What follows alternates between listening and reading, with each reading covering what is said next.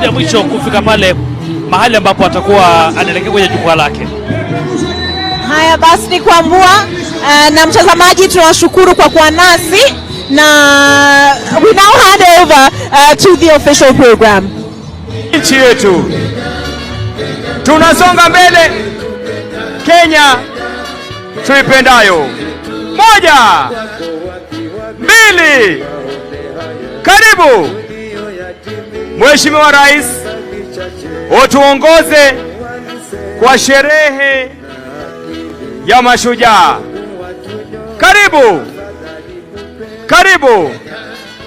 Asante Maroon Commandos. Asante sana mwenzangu kwa kuweza pia kutuelekeza vyema. Niombe tubaki tukiwa tumesimama kwa wimbo wa taifa na wimbo wa Jumuiya ya Afrika Mashariki. Wale ambao wamevalia kofia za chepeo, tafadhali tuweze kuzivua.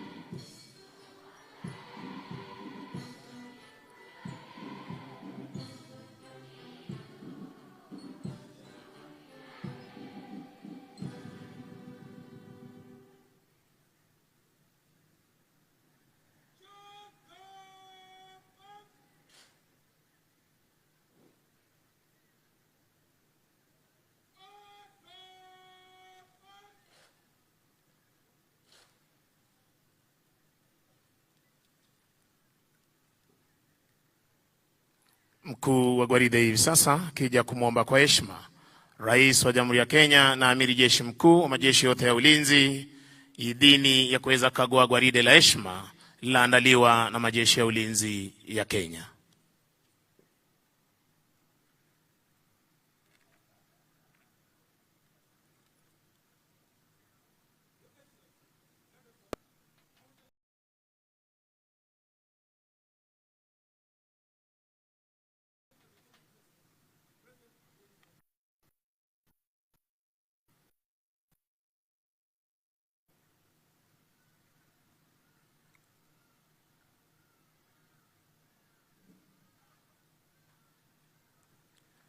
Asanteni kwa heshima, tunaweza keti tafadhali.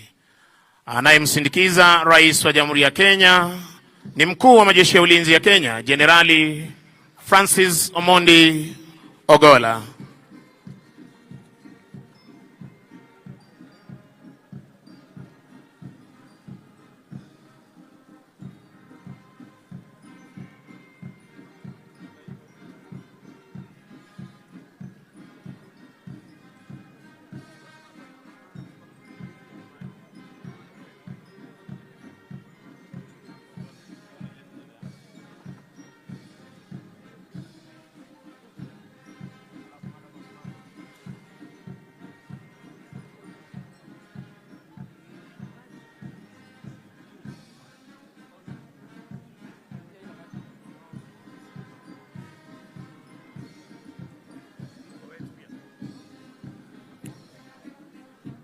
bendera ya kikosi hupewa heshima ya hadhi ya juu. Unavyoshuhudia hivi sasa uwanjani, Mheshimiwa Rais akipeana heshima yake kwa bendera ya kikosi cha kwanza cha jeshi letu la nchi kavu.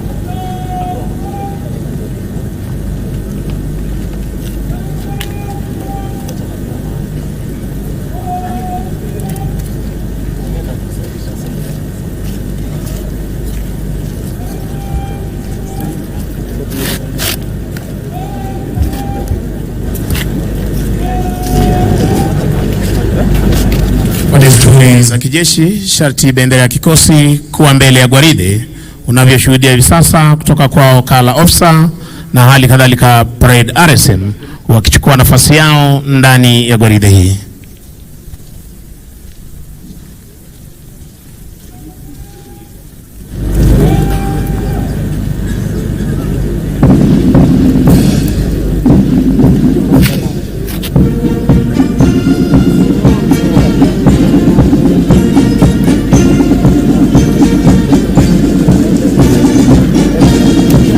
Basi Mheshimiwa Rais, kwa amri hiyo wanajeshi hawa wanaondoka hivi sasa uwanjani kupata kujiunga na wenzao kuzidi kudumisha ulinzi wa taifa letu la Kenya, kuhakikisha kwamba anga letu liko salama, fuo za bahari ziko salama masaa 24.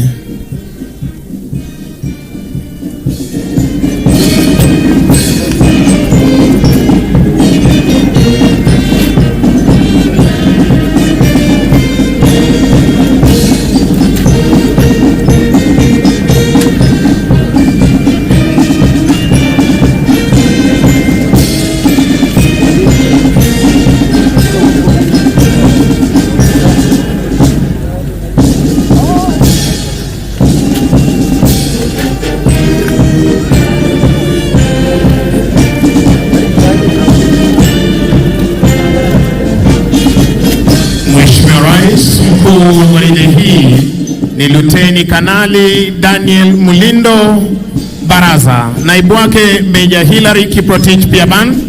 Divisheni ya kwanza chini yake Meja Andrew Simiu Wamocha, afisa aliyetwikwa jukumu la kubeba bendera iliyo fahari ya kikosi cha kwanza Luteni Titus Toroitich. Predaresem Warrant Officer 1 Agostino Eric Ekal. Divisheni ya pili jeshi letu la nchi kavu wakiwa katika mavazi yao rasmi ya sherehe chini yake Captain Bonfencha Ochieng.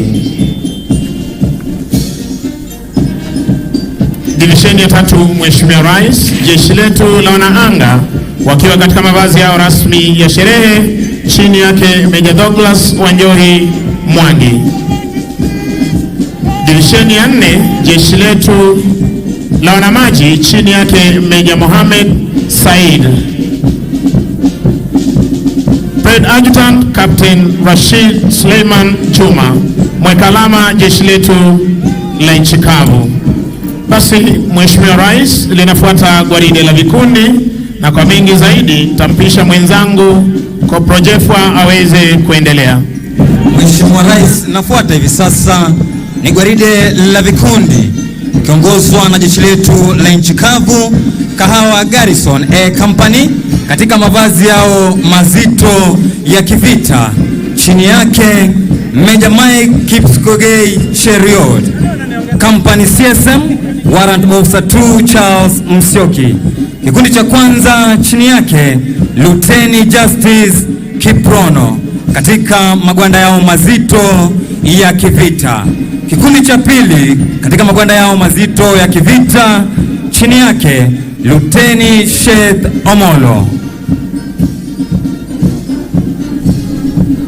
Kikundi cha tatu katika mavazi yao mazito ya kivita kipo chini yake Luteni Ahmed Bwanaheri.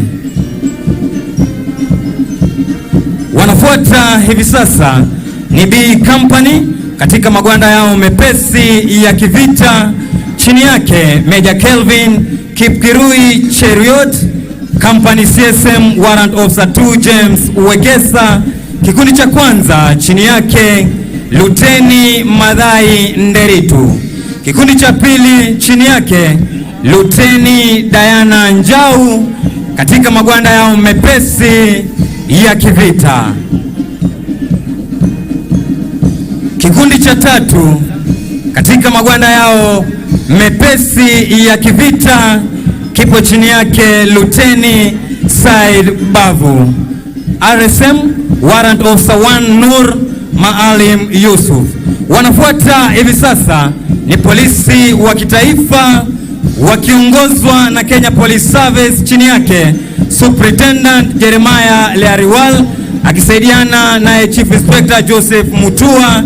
Kikundi cha kwanza chini yake Inspector Simon Karkuli katika mavazi yao rasmi ya sherehe. Kikundi cha kinadada chini yake Inspector Rael Ambassa katika magwanda yao rasmi ya sherehe. Wanafuata hivi sasa ni GSU Ceremonial wakiongozwa na Chief Inspector Wesonga Makwari akisaidiana na Inspector Isaac Sitienei katika mavazi yao rasmi ya sherehe. Wanafuata hivi sasa ni Reke Combat Squad katika magwanda yao mazito ya kikazi chini yake Inspector Bruno Okoth.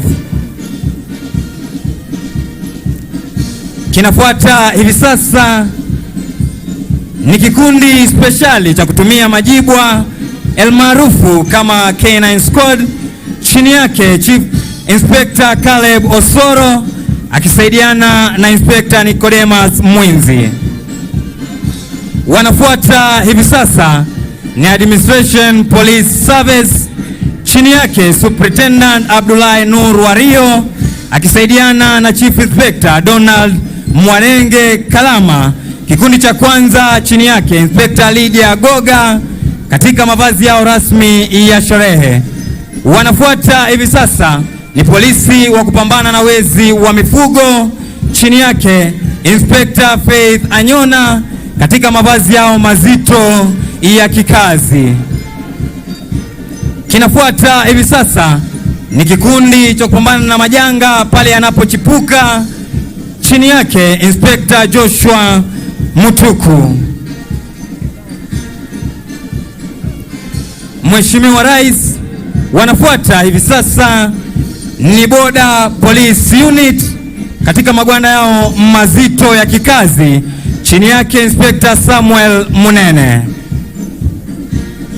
Wanafuata hivi sasa, Mheshimiwa Rais, ni askari wa kuchunga fuo zetu za bahari na maziwa yetu ya ndani almaarufu Inland Waters, chini yake Luteni Isaiah Simiu. Wanafuata hivi sasa ni askari gereza, chini yake Superintendent Bernard Mosima akisaidiana na Chief Inspector Zakayo Wechuli. Kikundi cha kwanza chini yake Inspector Rafael Abeka katika mavazi yao rasmi ya sherehe. Kinafuata kikundi cha kinadada chini yake Chief Inspector Irene Ontuga akisaidiana na Inspector Roda Cherono wakiwa katika mavazi yao rasmi ya sherehe. Wanafuata hivi sasa ni askari wa kupambana na ghasia katika magereza, chini yake Inspector Felix Ouma.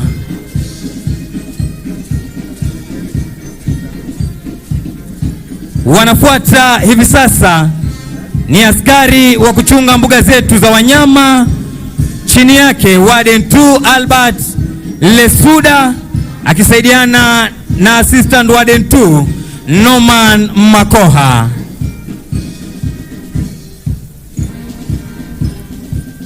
Wanafuata hivi sasa ni askari wa kuchunga misitu, chini yake Superintendent Philip Ndeima akisaidiana na Inspector Nelson Ayodi katika magwanda yao mazito ya kikazi. Mheshimiwa Rais, wanafuata hivi sasa ni vijana wa huduma kwa taifa, chini yake Superintendent Samuel Mwathe akisaidiana na Chief Inspector Eric Wairobi. Kikundi cha kwanza chini yake Inspector Mark Ochola katika mavazi yao rasmi ya sherehe. Kinafuata kikundi cha kinadada chini yake Chief Inspector Pamela Simiu akisaidiana na Inspector Lilian Muga wakiwa katika mavazi yao rasmi ya sherehe. Wanafuata hivi sasa kikundi cha tatu chini yake Chief Inspector Charles Oletiwat akisaidiana na Inspector Matthew Kipngeno wakiwa katika magwanda yao mazito ya kikazi. Kikundi cha nne kipo chini yake Chief Inspector Oscar Wanjala akisaidiana na Inspector Samson Warui wakiwa katika magwanda yao mazito ya kikazi.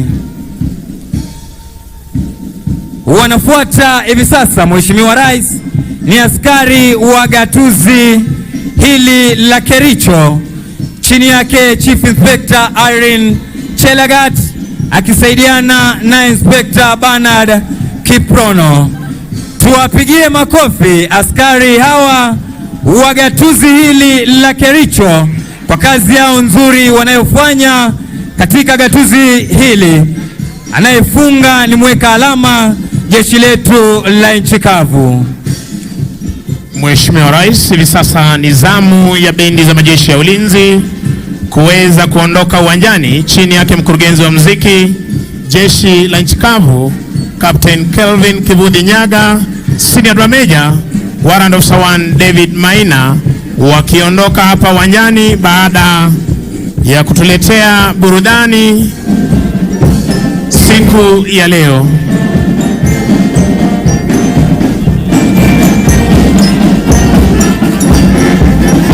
Mheshimiwa Rais, itafuata tamasha ya ndege zetu tukiletewa na jeshi la wanaanga, na kwa mengi zaidi nitampisha mwenzangu Jabiri Banzi aweze kuendelea. Asante sana mwenzangu. Mheshimiwa Rais, linafuata onyesho la ndege zikiwemo ndege zetu za kivita, tukiletewa na jeshi letu la wanahewa.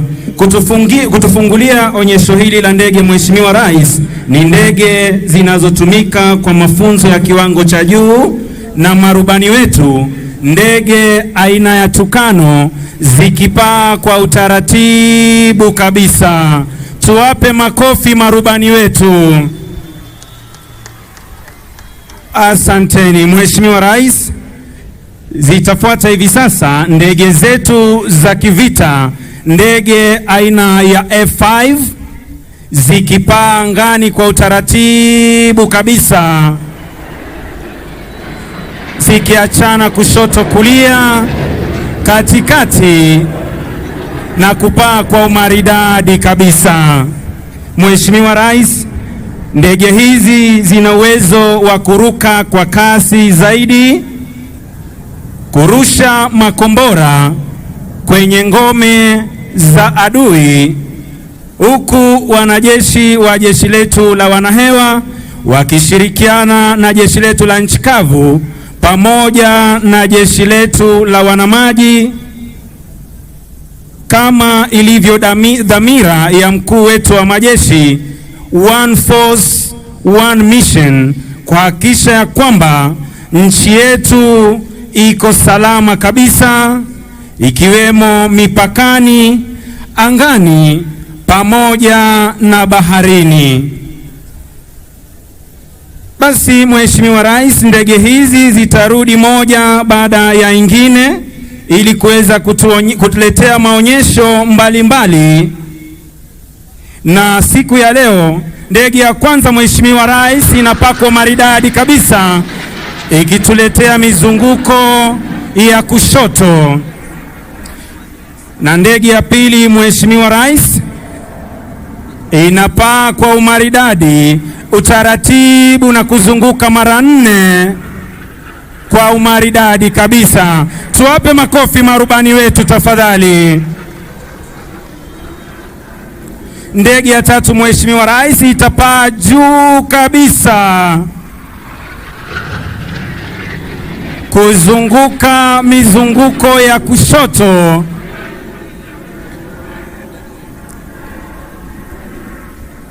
na Mheshimiwa Rais, itafuata ndege aina ya F5 vilevile, ambayo itatuletea mizunguko 4 kwa utaratibu kama tunavyoshuhudia, mabibi na mabwana. Basi tuwape makofi marubani wetu, ikiwa ni tajriba ya hali ya juu kabisa ya marubani wetu wa kivita ambao hupambana na adui kwenye operesheni mbalimbali. Basi Mheshimiwa Rais, kitafuata kikundi cha ndege aina ya Tukano wakipita kwa maridadi kabisa, wakipuliza moshi mweupe kuachana kushoto kulia, katikati kulala chali na kurudi sehemu waliotoka. Tuwape makofi marubani wetu tafadhali. Basi Mheshimiwa Rais, inakuja ndege aina F5 ikituletea bombas, ikipita kwa kasi ya juu na kutoa sauti kali kabisa, ambayo mara nyingi humfanya adui akose sehemu ya kuingia na angalau kutamani hata ardhi kuweza kupasuka. Basi Mheshimiwa Rais, itafuata ndege aina ya helikopta ambayo imelibeba bango linalosema Happy Mashujaa Day. Tuwape makofi marubani wetu tafadhali. Na huo ndio utakuwa mwisho wa onyesho la ndege, na nitarudisha kwa mwenzangu Sergeant Misango mbaye aweze kuendelea. Mheshimiwa Rais, huo utaweza kuwa mwisho ama tamati ya tamasha za kijeshi kwa pamoja, na ningependa kuwashukuru flag staff wetu Major Ismail Olwal, OGW, Lieutenant Silvana Napunyi Lesepe, Senior Sergeant Daniel Koech kutoka jeshi letu la wanaanga, na niweze kuwashukuru Defense Forces Sergeant Major Warrant Officer 1 Elijah Asproni Koranga, Kenya Army Sergeant Major Warrant Officer 1 Joel Gatibi Murage, Kenya Air Force Sergeant Major Warrant Officer 1 Dennis Namunyu Oletalengo, na bila kumsahau Naval Sergeant Major Warrant Officer 1 Bwana Haji Omar, wote wakiwa ni OGW.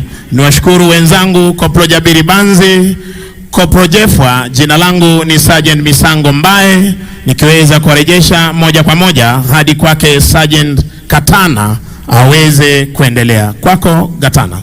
Shukrani za dhati mwenzangu. Basi Mheshimiwa Rais, tunaingia kwenye kipindi cha pili, na karibu tena. Ni kipindi ambacho kimeweza kuandaliwa na gwaride la maskauti nchini Kenya likiongozwa na bendi ya shule ya upili ya wavulana ya Kabianga kutoka eneo bunge la Belgut, ili waweze kuhakikisha kwamba hatua zote ndani ya gwaride hili zinaendelea vizuri. Wanajulikana kwa jina maarufu the most sought after school in Kenya. Kabianga High, Mheshimiwa Rais, ilianzishwa mnamo mwaka 1925 na hivi sasa inaongozwa na mwalimu mkuu Bwana Ezekiel Kurgat, mkuu wa bendi akiwa ni mwalimu Henry Olela, naye drum major siku ya leo akiwa ni Alphonse Choge. Mkiwa tayari basi tuendelee.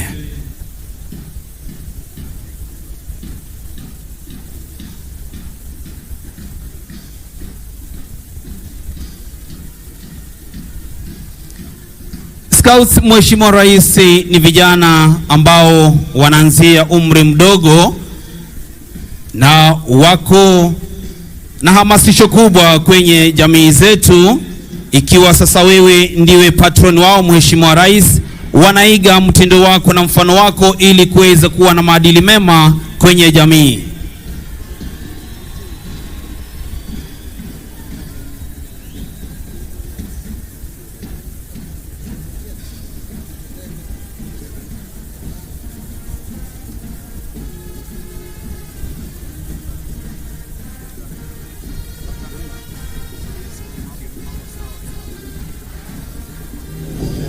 Wimbo wa kwanza ukiwa ni mambo ni sawa sawa. Mheshimiwa Rais, vikundi hivi vitaenda kushirikisha Girl Guides pamoja na St. John's Ambulance ambayo ni shule ya upili ya wasichana ikijulikana kama Kipsigis Girls High School.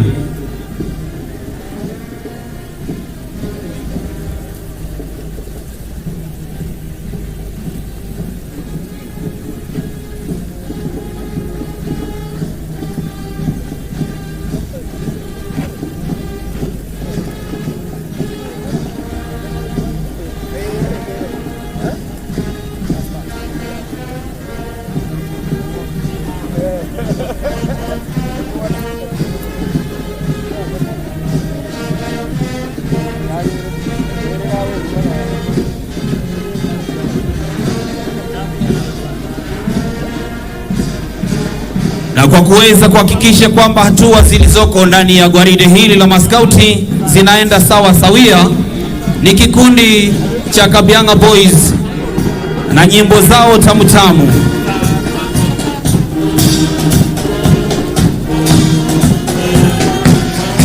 Kikundi cha kwanza cha gwaride la maskauti, Mheshimiwa Rais, ni kuanzia miaka 7 hadi 9 ikijulikana kama Sungura, wakiweza kuvalia kitambara cha rangi ya manjano. Vile vile kikundi kinachofuata chini ya uongozi wake Sharon Cherono ni kikundi cha miaka 10 hadi 12 kikijulikana kama Sungura.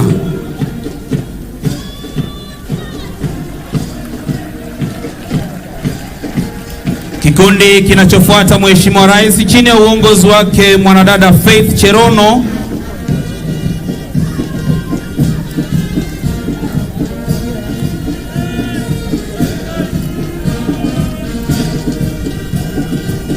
kikundi kinachofuata miaka 14 hadi 18 wakijulikana kama Mwamba.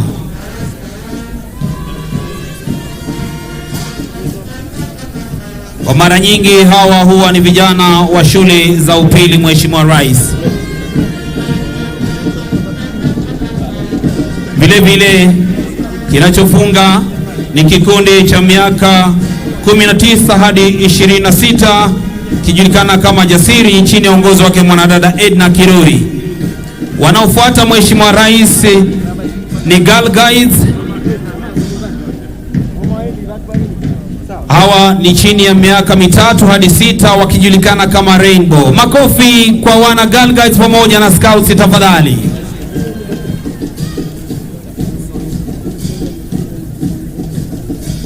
Vile vile kikundi kinafuata ni miaka 6 hadi 9 shule za msingi wakijulikana kama Brownie.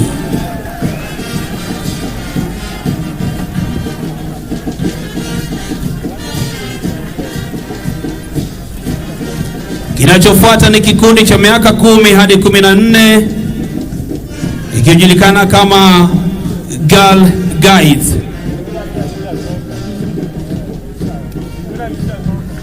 Ranger Mheshimiwa Rais miaka 14 hadi 18 wanapotufungia kwenye vikundi vya Girl Guides. Na inayofuata Mheshimiwa Rais ni wasichana wa St. John's Ambulance ambao ni kutoka shule ya upili ya Kipsigis Girls High School, vikundi vyote viwili.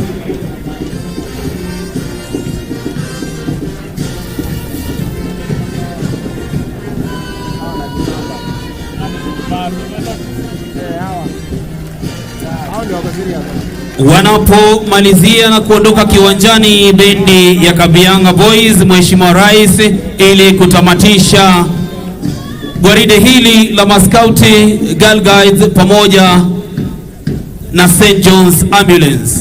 Asante sana Mheshimiwa Rais. Naomba sasa niweze kurudisha kwa mkuu wa kitengo cha State Function Bwana Mike Gitonga aweze kuendelea. Asante sana Afande Katana.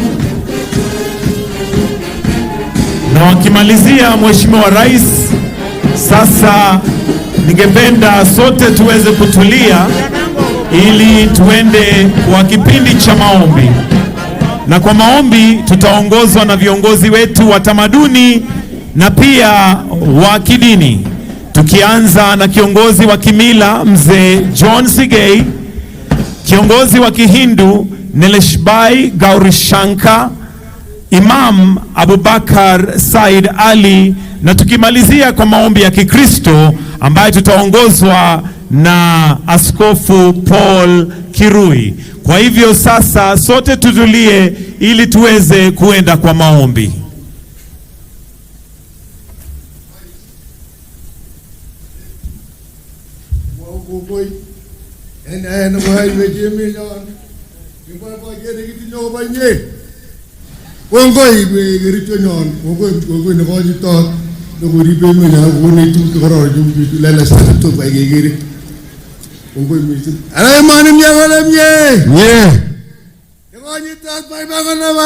Bye bye. Tinya moye kole tinye. Tinya reki tinya kole tinye. Gemani kim kole kim. Man kole iman. Tinya waisha kole tinye. Ejego tinya kole tinye. Kwani nyandi ut kole ut. Ikase kakana dikas kole kikas. Ikase bere kwek tum kikas kole kikas. Gemani kababa kole bye bye. Tinya moye kya kole tinye. Tinya mye kole tinye mani mye kole mye. Iman kole iman. Iman kole iman. Ikwani nyandi ut kole ut. Ut kole ut. Ikase bere kikas kole kikas. Ikase no landu kikas kole kikas. Bye bye kole bye bye. Bye bye. Bye bye kole bye bye. Bye bye. Mye kole mye. Bye bye. Tinya kikas kadu. Kongoi. Leisir wali nyambarot kole barot. Akongo barot ko tinya galia tinya kole tinya. Ulei sucha ulei barot kole barot. Ulei tinya boisia tinya kole tinya. Tinya chepyosok tinya kole tinya. Tinya barnotik tinya kole tinya.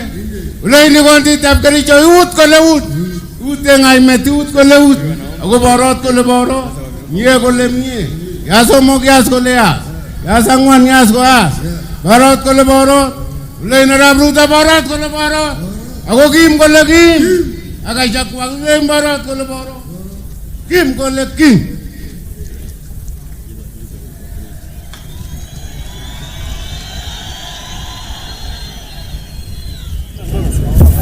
Let's bow down for a prayer for the leadership of the nation, for the day today, Mashujaa Day celebrations, to all our heroes who have dedicated their lives for our beautiful country, Kenya.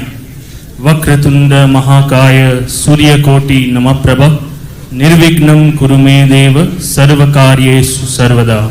Om Dyoho Santirantariksatgo Sante Pritheve Santirapaha Sante Okhadaya Sante Vanaspataya Santir Visve Deva Sante Brahma Sante Sarvago Sante Sama Sante Rede Viswani Deva Sadurita Niparasuva Chadbadran Tanna Suva Om Sarvekham Vayekya Vedanam Rasoyat Sama Sarvekham Me Vena Metat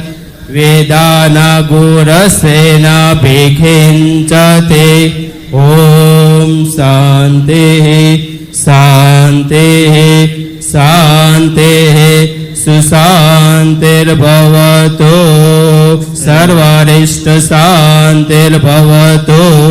Amen.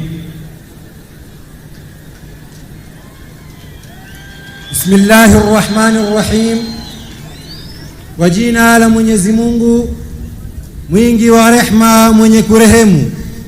Sifa zote njema ni za Mwenyezi Mungu, Mola mlezi wa viumbe wote. Tunakushukuru Mwenyezi Mungu kwa kutufikisha siku ya leo na tukaweza kukusanyika sehemu kama hii. Tunakuomba ulibariki taifa letu liwe taifa lenye amani, upendo, undugu na maendeleo. Ewe Mwenyezi Mungu, wajalie viongozi wetu waendelee kuongoza kwa haki na usawa, na uwapatie hekima katika kazi yao, uwapatie nguvu na afya bora, watuhudumie kwa njia inayostahiki. Ewe Mwenyezi Mungu, mjalie rais wetu na makamu wake pamoja na baraza la mawaziri uvumilivu na ujasiri, waweze kuipeleka nchi yetu katika maendeleo ya kudumu. Ya Allah, wapatie ushujaa juu ya ushujaa, waweze kukomesha ufisadi na dhulma, na waeneze haki na uadilifu. Ewe Mwenyezi Mungu, tusamehe dhambi zetu na utupatie maisha ya raha hapa duniani na kesho akhira. Wa sallallahu ala sayyidina Muhammadin wa alihi wa sahbihi wa sallam. Amin.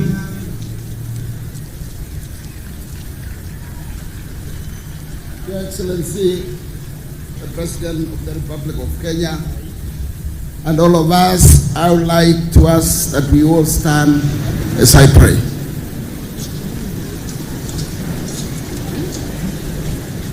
Baba Mwenyezi Mungu mtakatifu, mtakatifu aishie milele, ambaye anatupa viongozi na kuandaa kwa ajili ya uongozi wa taifa letu. Ninakuheshimu na ninakutolea shukrani kwa sababu ya siku ya leo ya Mashujaa Day. Tunapokumbuka wale wote waliojitolea kupigania uhuru na wale wote wanaoshikilia mamlaka kuliongoza taifa letu ya Kenya, kwa sababu sisi sote ni washujaa, kwa sababu Mungu ulituweka katika nchi yetu ili tuweze kuishi, kukutumikia na kukufanyia kazi. Sasa Mwenyezi Mungu, nasimama mbele yako nikileta rais wetu Daktari Samuel Ruto, kwamba Mwenyezi Mungu utamshikilia, utampa heri, afya njema, uwezo na hekima kuliongoza taifa letu la Kenya. Ninaombea wale wote ambao wako chini yake kwamba wote watashikana mkono wanapotafakari kupanga na kuelekeza na kufanya maendeleo na taifa letu la Kenya. Ninaomba kwamba Mwenyezi Mungu wachalie afya njema, kwamba Mungu watazidi kutuongoza wakiwa na hekima, wewe Mwenyezi Mungu ukiwa kiongozi, kwa sababu wewe bila wewe Mwenyezi Mungu katika maisha haya hatuwezi chochote. Tazama Mungu, naweka maaskari wetu wa ulinzi na wale wote wahusika wako nje katika taifa letu, wameenda kulinda amani, kwamba Mungu utawalinda kutokana na yule mwovu shetani, utawapigania, utawashikia mkono, na kwamba utaandamana na wao. Tazama Mwenyezi Mungu, sasa tunaomba kwamba katika nchi yetu ya Kenya tuweze kuwa na amani, amani huo uweze kuendelea, na tunaombea nchi zingine kama vile tunavyosikia kule Israeli na kwingine kwamba kumekosekana amani. Tuomba amani katika nchi yetu, na all our boundaries may plenty, peace and love be found in our boundaries. In the name of the Father and of the Son and of the Holy Spirit, and we say amen. Kwa heshima naomba tuweze kuketi. Mheshimiwa Daktari William Samoei Ruto, Rais wa Jamhuri ya Kenya na Amiri Jeshi Mkuu wa Majeshi ya Ulinzi, Mheshimiwa Mama wa Taifa Mama Rachel Ruto, Naibu wa Rais Mheshimiwa Rigathi Gachagua, mke wa Naibu wa Rais Mheshimiwa Pastor Dorcas Rigathi, Mheshimiwa Spika wa Bunge la Kitaifa na Bunge la Seneti, Jaji Mkuu na Rais wa Mahakama ya Upeo, Gavana wa Jimbo la Kericho Mheshimiwa Daktari Eric Mutahi na viongozi wa tabaka nyadhifa mbalimbali, mabalozi na maafisa wakuu wa kidiplomasia, mashujaa kutoka pembe zote za nchi yetu ya Kenya, wananchi wa Kericho na Jamhuri tupendayo Kenya, mabibi na mabwana. Mheshimiwa Rais, niruhusu niwaombe mashujaa ambao wameketi upande wangu wa kulia, niwaombe wasimame wale ambao wanaweza kusimama, ili tuweze kuwatambua na kuwapongeza, kwa sababu leo ni siku yao. Kwa makofi na shangwe tuwapongeze mashujaa ambao wako hapa. Tuwapigie makofi tafadhali wananchi. Naomba waketi. Mheshimiwa Rais, kwa niaba ya kamati ya andalizi ya tamasha hii ya siku ya mashujaa, naomba unikubalie niweze kuandalia burudani fupi. Naam, Mheshimiwa Rais, hivi sasa tunakukaribisha kwenye burudani la leo litakaloporomboshwa na vikundi mbalimbali. Kutukunjulia jamvi Mheshimiwa Rais ni mseto wa wanafunzi wachanga kutoka shule mbalimbali zikiwa ni pamoja na Highlands Primary, Kericho Primary, Fountain School, Kimugu Primary, St. Patrick Primary, Township Primary, Ngecherok Primary, Kericho Glorious, ACK Holy Trinity Eagle School na Kerego Primary. Wanafunzi hao Mheshimiwa Rais wanaongozwa na walimu Eric Amuhaya, Faith Mbote, Hezekiah Ogira na Paul Tonui chini ya mshirikishi Janet Langat kutoka Wizara ya Elimu. Baadaye Mheshimiwa Rais, tutakupromoshia shairi lenye mada huduma bora za afya, likiletwa kwako na Kipkelion Girls High School, Tengecha Girls High School, Sosiot Girls High School na Leiten Girls High School. Mheshimiwa Rais, pia utachachishiwa na densi ya kidamaduni kutoka jamii ya Kipsigis kupitia Chelilis Girls High School, Sosit Girls High School na Kapkatet Secondary School. Burudani hili pia litashuhudia mpangilio wa midundo maarufu ya Kipsigis. Sijui kama unafahamu midundo ya Kipsigis. Kuna moja inaitwa Ioni, tuko na Boyboyet, tuko na Lelo Kikereni hiyo, na tuko na Chamech, kisha tuko na Kiptatiat. Zote hizi zitakuwa zinaondoshwa na Kipsigis Girls pamoja na Kericho High School, bila kusahau KMTC Nairobi pamoja na Bomet campuses. Kweli kabisa. Burudani hili pia Mheshimiwa Rais aliwezi kukamilika bila wasanii maarufu kutoka eneo hili kama kina nani chipukizi? Tuko na Jospat Kipkirui, tuko na Philip Yegon, Naswa Melodies na Shadow Sisters. Watoto, jukwani lenu.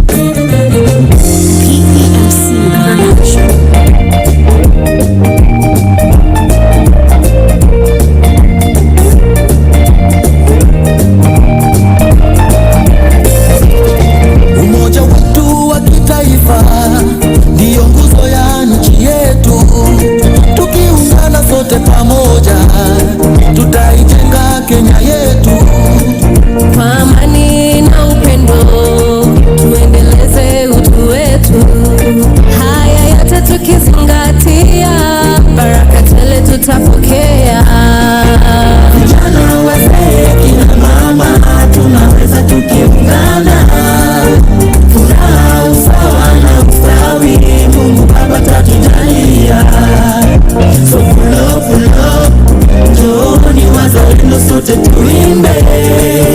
So pull up, Johnny wazalendo sote tuimbe. Harambee, pamoja tutafika kilele. Harambee, na Kenya tutaishi milele. Harambee, pamoja tutafika kilele. Harambee, na Kenya tutaishi milele.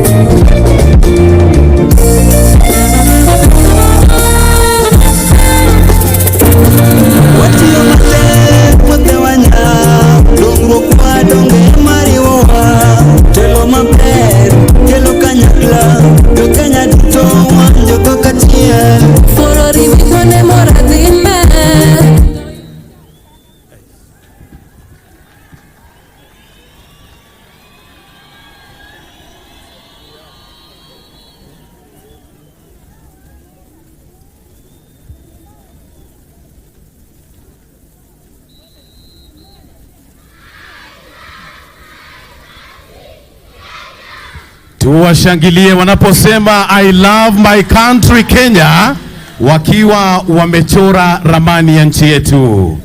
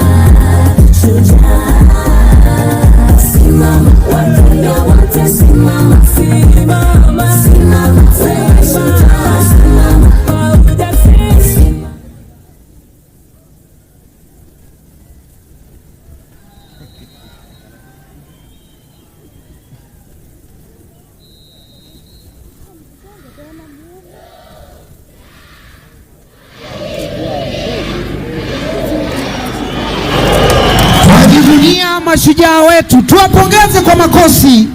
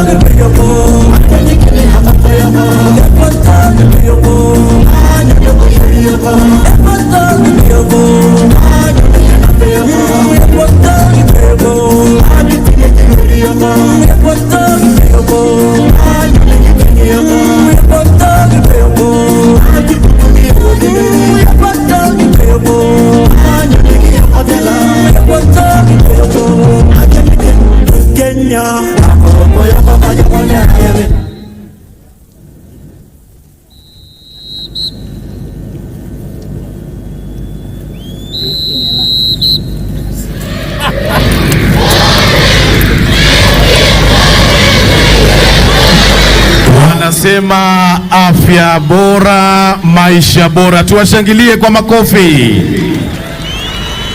Ama kweli ni afya nyumbani.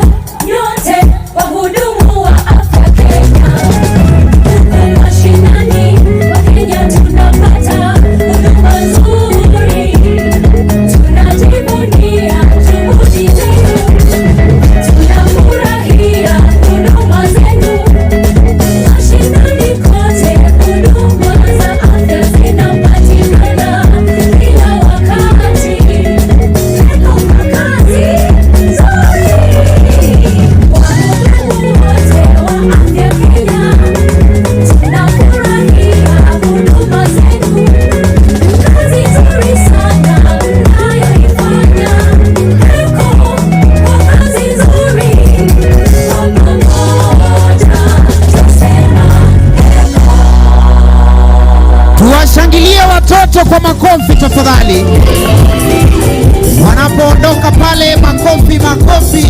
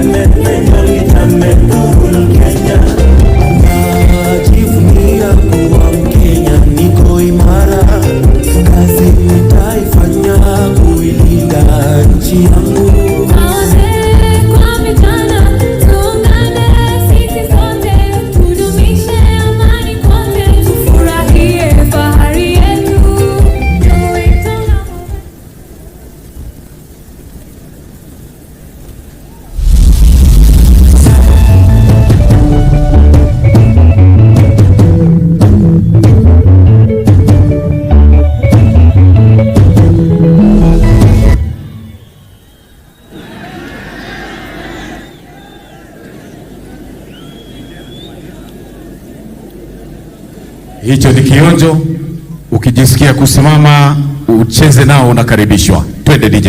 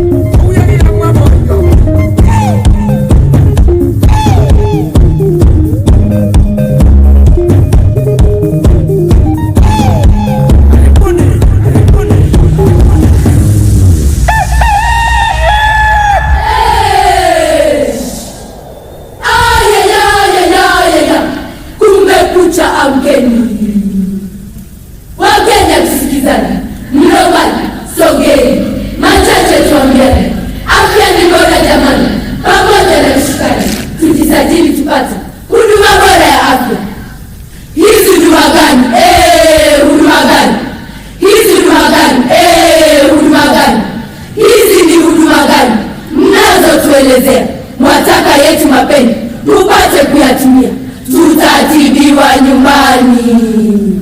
Pili tapogua huduma bora ya afya, hatutaki kaa nayo. Lengo kurahisishiwa upate huduma bora, pesazo hazito liwa, punguza mbaya fikira, popote utapokuwa, mradi wewe imani, tujisajili tupate huduma bora ya afya. Mfano tukiugua gonjwa baya saratani, ni kweli tatibiwa ama tupigwe na chini. Mjamzito sawia, mumempangia nini? Huduma bora ya afya hatutaki kaa nayo. Hayo ni kipaumbele, vyema tashughulikiwa na mengine tele nchini atatibiwa. Pamoja tusonge mbele.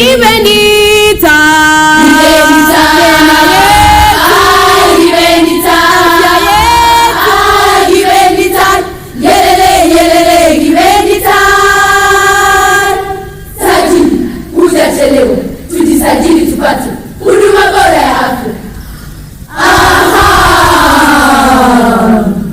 Naona mnabishana kwa jambo la manufaa. Huko kote kila kona ulimwenguni hapa, ni vyema tutafanana, kwa pamoja tutapaa. Tujisajili tupate huduma bora ya afya. Huduma hii ni kweli, leo tutasema sadaka, dunia ishakubali na sisi tunaifuata. Pamoja tumekubali, mie afya ye, mie afya ye. God, si unajua wazazi wetu ni mahasla? God, si unajua wao ni mashujaa, viongozi wa afya? Nanyi msipowajibika, jemedari atawaramba. Wakenya, mambo ni matatu. Ya kwanza, universal care number 1. Ya pili, tujisajili. Ya tatu, wewe ni shujaa. Hashtag afya nyumbani. Tabutanywe.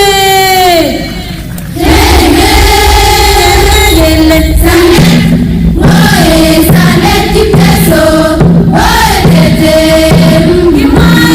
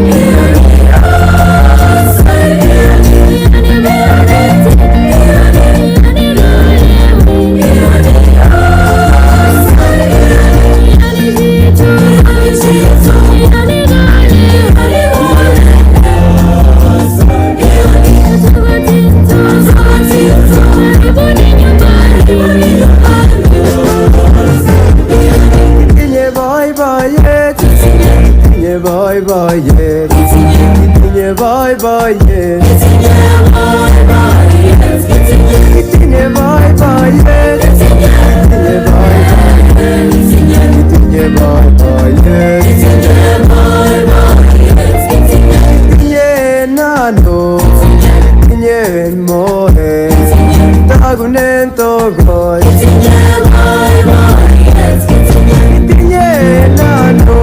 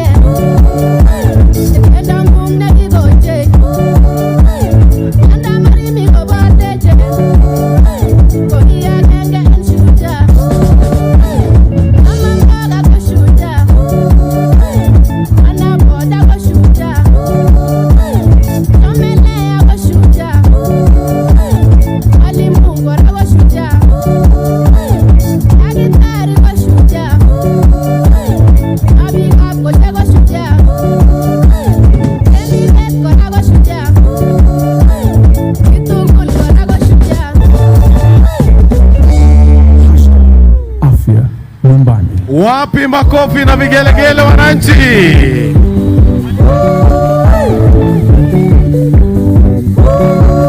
Asanteni sana wasanii wetu, tuwashangilie wanapoondoka. Asante sana. Kwa kweli ni afya nyumbani kama ilivyo kauli ya Mheshimiwa Rais wa Jamhuri ya Kenya. Shukran sana DJ. Asante sana. Mheshimiwa Rais, tunahitimisha burudani. Tafadhali chipukizi, hatutaweza kukuruhusu kuimba wimbo wako kwa leo. Hakuna shida, manake hata nilikuwa sijaumaliza. Mheshimiwa Rais, kwa onyesho hilo ndipo tunakunja jamvi la tamasha yetu ya burudani leo tunapoita mashujaa wetu. Tunashukuru wote waliopanga na wote walioshiriki. Kwa sasa Mheshimiwa Rais, kwa kumbusha kwamba kauli mbiu ni afya nyumbani. Maadhimisho ya sherehe ya mashujaa leo ni afya nyumbani, na sasa tungetaka kuwaruhusu wananizi wa kujitolea ili waweze kuingia, CHPs, the community health promoters, waweze kuja hapa katikati ili waweze kuendelea na hafla hii, ahadi ya wahudumu ambayo watakapewa. Kwa hivyo tuwaruhusu tafadhali waingie, waje katikati ya uwanja, na kwa sasa nitamwalika pia waziri wa afya ajitayarishe ili aweze kuwaongoza kwa ahadi ya wahudumu wa afya. Tuwapigie makofi. Pia hawa ni mashujaa ambao wamejitolea kwa muda mrefu, lakini kutoka leo mambo yabadilika. Tuwapigie makofi tafadhali wakija. And now we welcome the community health workers, which is part of the universal health coverage that is going to be launched by His Excellency, the President of this great nation, after the signing of the bills yesterday, which are now law. We would now like to call upon the CS for Health, Mheshimiwa Nakumicha, aje awaongoze kwa ahadi ya kujitolea. Karibu Mheshimiwa.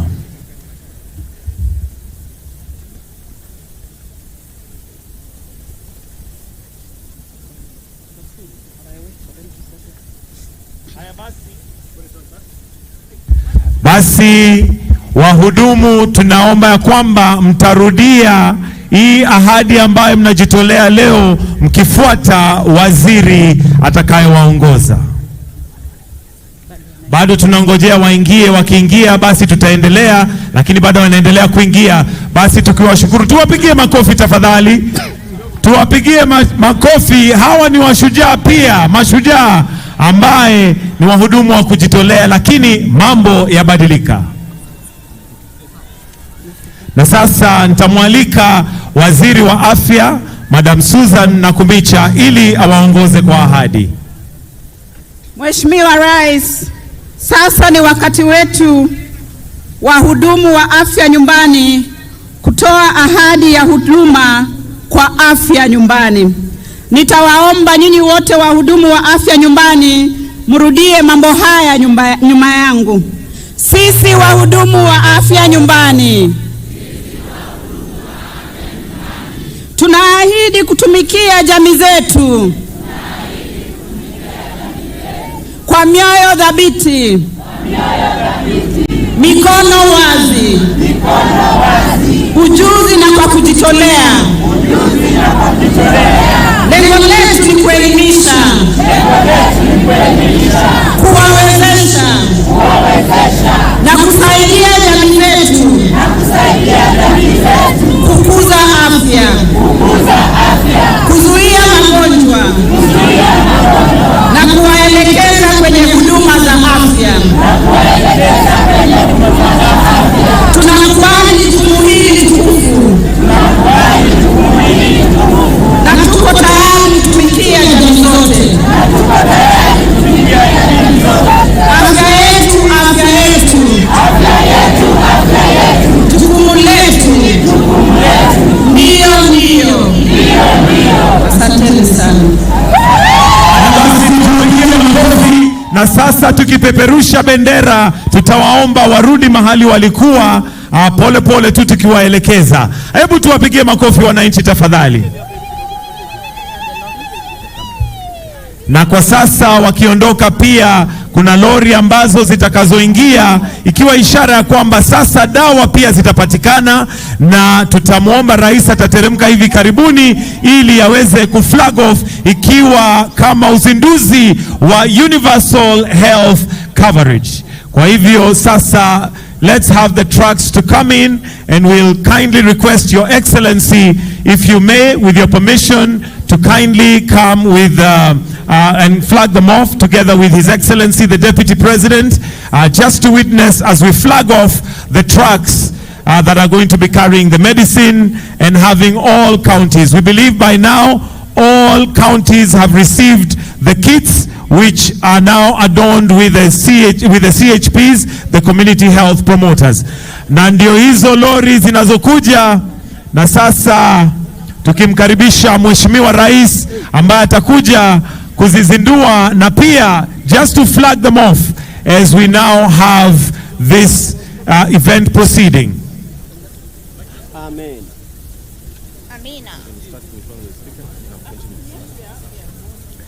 Tukiwakumbusha kwamba kauli mbiu ni afya nyumbani. Hebu sote tuseme afya nyumbani.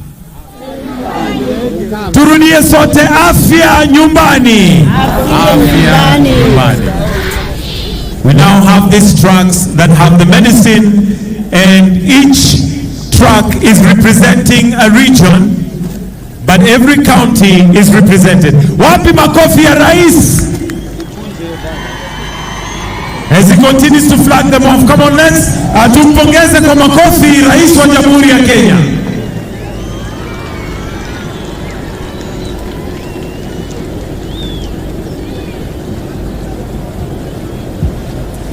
Haya basi, ndio hiyo track ya pili representing Nairobi County 047. Because of time we only have 8 tracks representing the 8 regions. Marsabit County, Tana River County representing the coastal province. We have Bungoma County representing Western.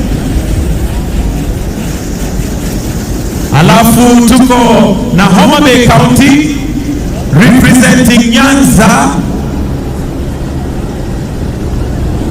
Pia tuko na Wajir County representing the northern. Basi tuko northeastern. Tuko na ingine moja, na hiyo ni ya Nyandarua County representing Central.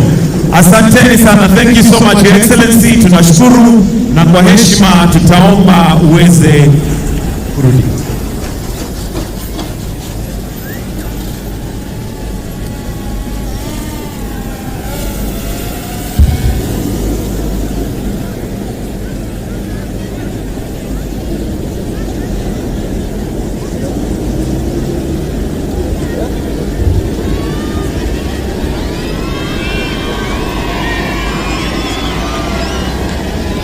The government has onboarded 100,000 community health promoters known as CHPs in the country, and will continue with afya nyumbani. Naomba sote tuweze kuketi.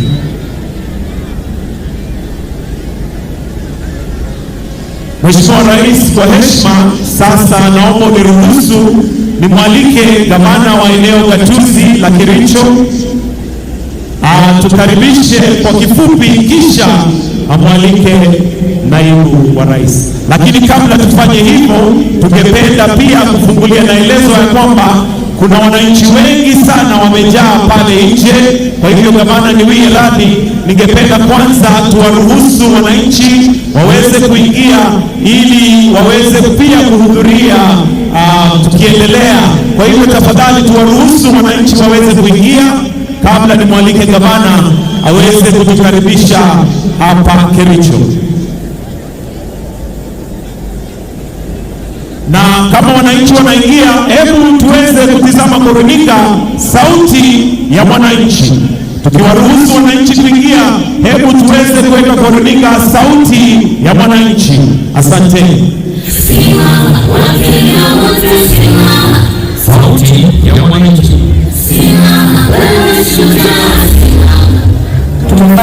kwa muda mrefu hatukuwa tunalipwa, lakini kwa sasa tunalipwa, tunafurahi. Hata tunapata kitu hata hivi, so amefanya vizuri sana kwa sababu tunapata kitu hata sisi kulipwa, tukipata ile token tutashukuru. Hapa sisi watoto tunajua mambo ya watu wanajitolea. Kwa sababu nafikiri wanalipa na serikali. Kulingana na juhudi ya rais, hakika hao watapata nguvu na hao watakuwa na ile msisimiko ya kufanya kazi zaidi. Sisi tumenyamaza kwa muda sana, lakini sidhani kuwa tukifanya jambo zingine. Tumekaa kwa miaka mingi bila rais, bila stipe. Na sasa wakati huu watatoka stipe. Tunasema karibu na karibu Kericho.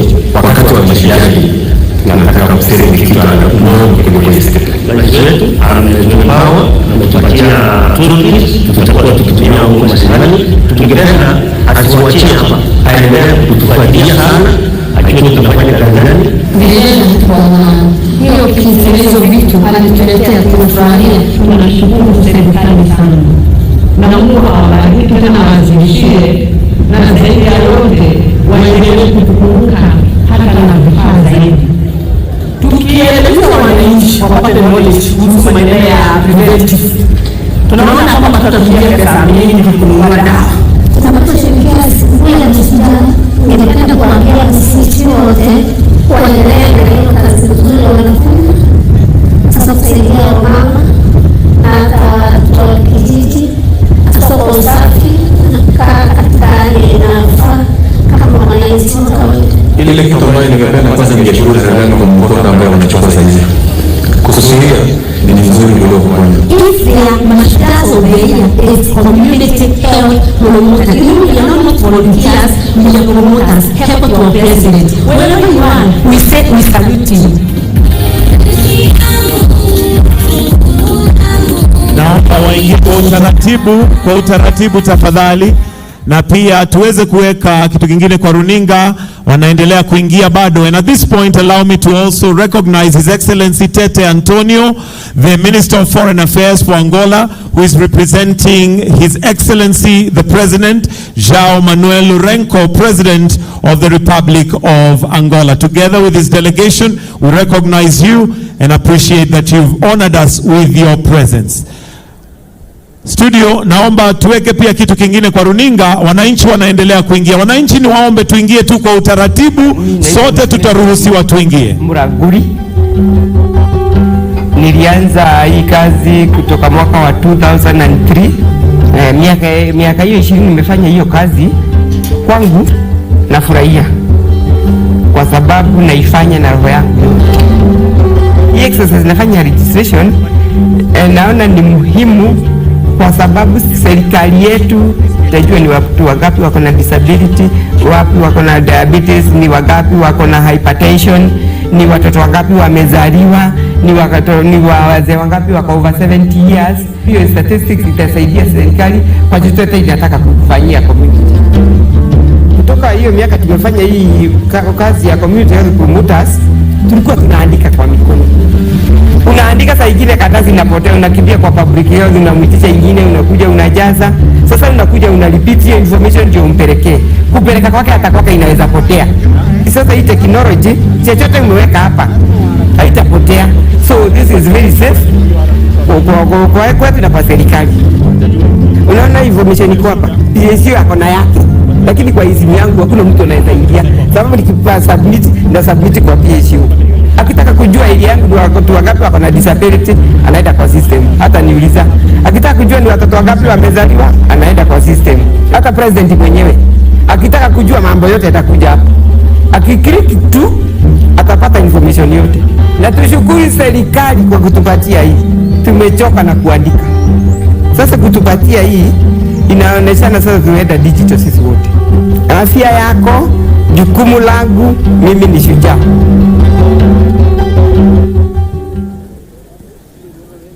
Asanteni sana wananchi kwa kuingia kwa utaratibu.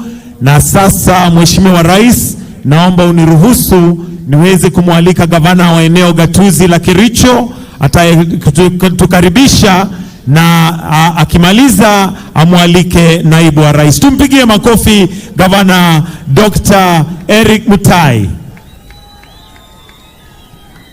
Thank you so much. Your Excellency, the President of the Republic of Kenya, Dr. William Samoei Ruto, Her Excellency, the First Lady, Mama Rachel Ruto, His Excellency, the Deputy President, His Excellency Rigathi, Her Excellency Rigathi Gachagua, Rigathi Dorcas, the speakers of the two houses, all invited guests, ladies and gentlemen. It gives me a pleasure this morning to welcome all of us to Kericho County. Indeed, if there is one single honor you have demonstrated to the people of Kericho, is your choice to have this state event in Kericho County. And on behalf of the great people of Kericho, we wish to say thank you, na kwa niaba yao tunasema asante sana. Secondly, Your Excellency, we wish also to indicate that as we celebrate this very important occasion, as the county government of Kericho, we have 1,600 community health promoters. With the program you have put in place, we are committed as counties to ensure that we commit 50% in our budget to match what the national government is providing us, so that we are able to give stipend to the community health promoters. Secondly, Your Excellency, as Kericho County, we want to say thank you because of the great infrastructural development that has taken place in our county. Just to mention, the other day, we were able to launch the ICU at Kapkatet, which was equipped by your government. We were also able to launch our basic oncology center in Kericho to handle matters cancer through the support again from your government. And we want to say thank you for the same. We also want to appreciate the great infrastructural work that has taken place in Kericho town. And today, when we look at Kericho, we see a complete different town altogether. Out of that, Your Excellency, we commit as a county to move with your agenda of expanding Kericho town. I know that we have earmarked 1,000 acres for expansion, and already we are in the process of negotiating with the squatters so that Your Excellency will be able to get a new town of Kericho. We also look forward, Your Excellency, towards the completion of the airport. Today, I am a proud governor on behalf of these great hustlers of Kericho, that you are able also to land at Karenga Stadium, which is historical in itself and will remain in our hearts. As Kenyans would say, today we can sleep with our shoes tonight, because we never imagine we can have landing in the airspace around. Our request is for station towards completion on the same. Lastly, Your Excellency, towards achieving the health care and towards accessible health care, already we have upgraded level 4 to level 5. Our ask, and I know you know these things, Your Excellency, because these things you initiated when you were minister and when you were deputy president. And this includes the constructions of the proposed level 6 for the South Rift, which I know is your agenda. This also includes the completion of Londiani Masaida Dam, and this also includes the Poster Dam, which I know in your agenda, and I don't want to elaborate on that because it is within your agenda and because you know this county, and as a father of this nation, you are familiar with the desires of our hearts in this region. Lastly, we want to say thank you for this stadium. Today we have a very beautiful stadium, and as a county we are saying thank you.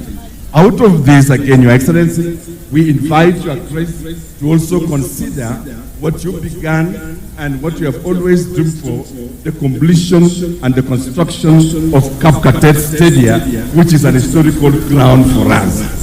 Basically, Kericho is a home of heroes, as I conclude.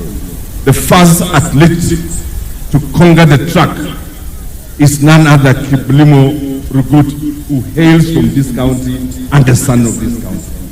Your choice to celebrate the universal health coverage is well informed, because the word Kericho, when you remove this, when you have the prefix of it, Kericho.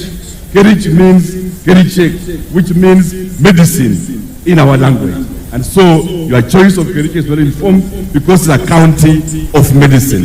With those few remarks, Your Excellency, let me take this humble opportunity to welcome His Excellency the Deputy President, Rigathi Gachagua, to come and address the people who are here today.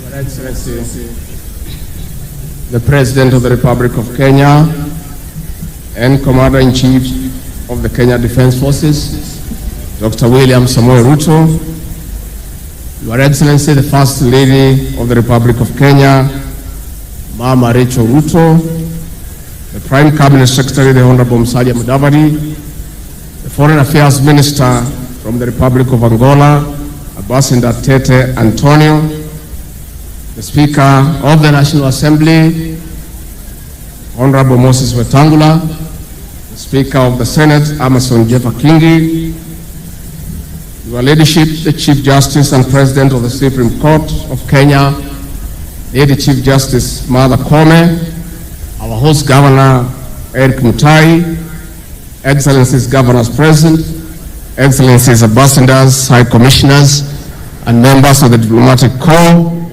all other leaders, na wananchi wa Kericho, hamjambo? Hamjambo tena? God is good, and all the time. Salimieni kwa hewa. Bwana Yesu asifiwe. Bwana Yesu asifiwe tena. Your Excellency, I will seek your indulgence, if you allow me, before I welcome you to address the nation with tremendous respect, to request our visitor, Ambassador Antonio Tete, from the Republic of Angola, to come and greet the people of Kenya and say a few words. Ambassador.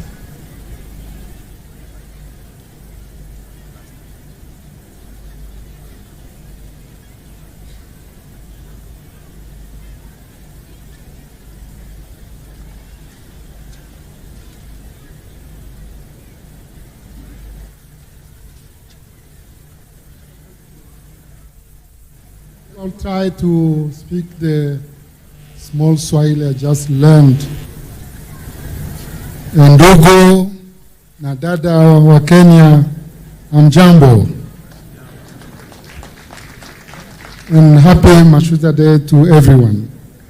Mr. President, First Lady, Vice President, Prime Minister, Ministers, Speakers of the two houses, dear colleagues here present, my brothers and sisters, on behalf of President João Lourenço, I would first like to convey his apologies. He would have loved to be here, but for foreseen reasons, he couldn't make it to Kericho.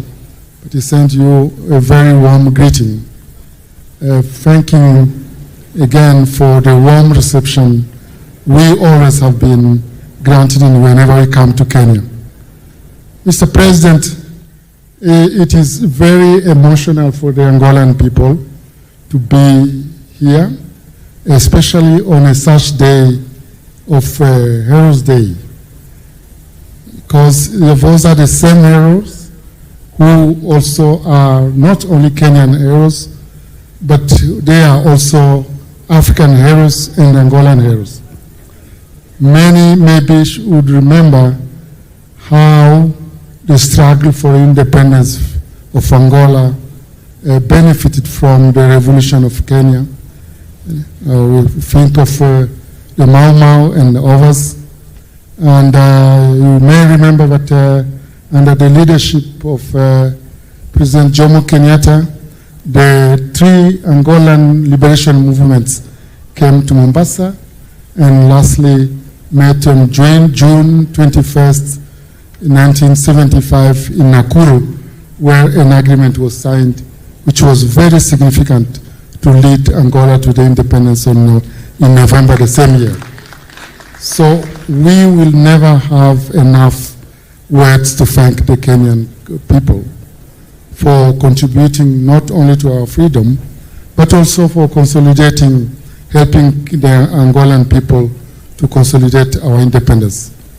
Today, Mr. President, the nature of the struggles are over.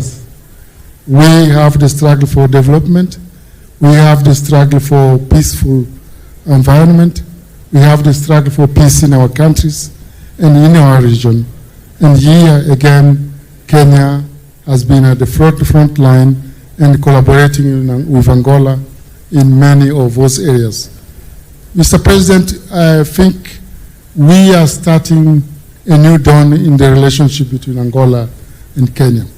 Just imagine, I just spoke about 1975, but we are having the very first official visit of an Angolan president to Kenya. And we held yesterday with my brother, the Minister for Prime Minister and Minister for Foreign Affairs, the very first joint commission to look at the areas of cooperation. Because until we make it to build our continent together, we fly together or we sink together. But we didn't choose to sink, so we're going definitely to fly higher and higher.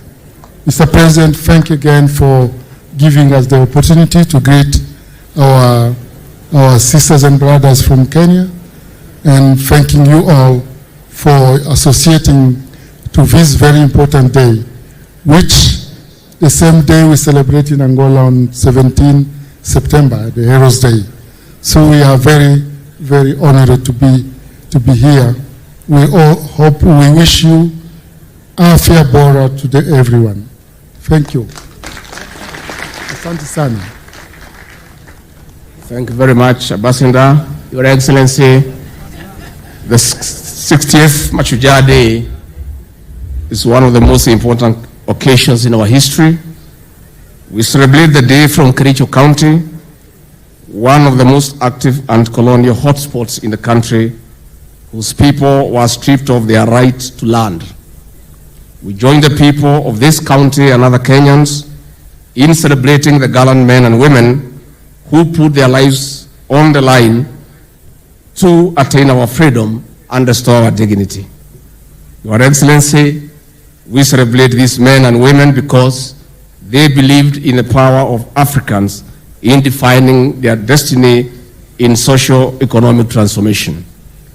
Kiongozi wetu, leo ni siku yako. Mimi nilikuwa hapa siku ya Jumatatu na nikapata nafasi ya kuongea na watu ya Kericho. Na kwa sababu wao walikuwa ng'ambo, mimi ndio nilikuwa nawika hapa. Sasa wewe huko, mimi sina sauti. Na kwa hivyo nichukue nafasi hii kwa sababu nimefika hapa kusema rais wetu, ulipoamua ya kwamba Mashujaa Day italetwa hapa Kericho, mimi nilifurahi sana. Na rais, wewe na hii watu wa Kericho wanajua ni kwa nini. Na niseme watu ya Kericho, hatutachoka, rais na mimi na timu yetu, kusema asanti kwa maombi yenu na vile mlituunga mkono tukapata nafasi ya uongozi. Watu ya Kericho, asanteni sana. Pia kabla nimwalike rais, pia nipongeze watu ya Kericho kwa sababu mlitupatia kiongozi chupavu, leader of the majority in the Senate, the Honorable Aaron Cheriot, ambaye anatusaidia pale na rais, na hata zile sheria rais ameidhinisha jana, yeye na viongozi wa Senate walichangia kiwango kikubwa. Kwa hivyo lazima tuseme asante kwa huo kiongozi mlitupatia. Bila kuongea mengi, ningeuliza hizi nyote msimame munisaidie kwa shangwe na vigelegele kumkaribisha rais wa Jamhuri ya Kenya. Mr. President, you are most welcome to address the nation. Asante sana Mheshimiwa Deputy President Tafadhali mnaweza keti chini. Kericho, hamjambo?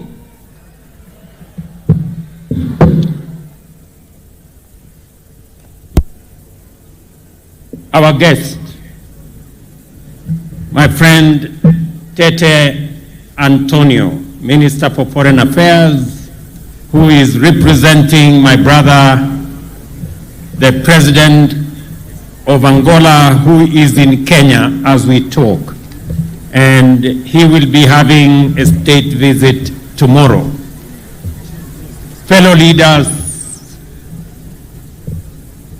the great people of Kericho, distinguished Kenyans, members of the diplomatic corps, guests, ladies and gentlemen, watu wa Kericho, hamjambo tena.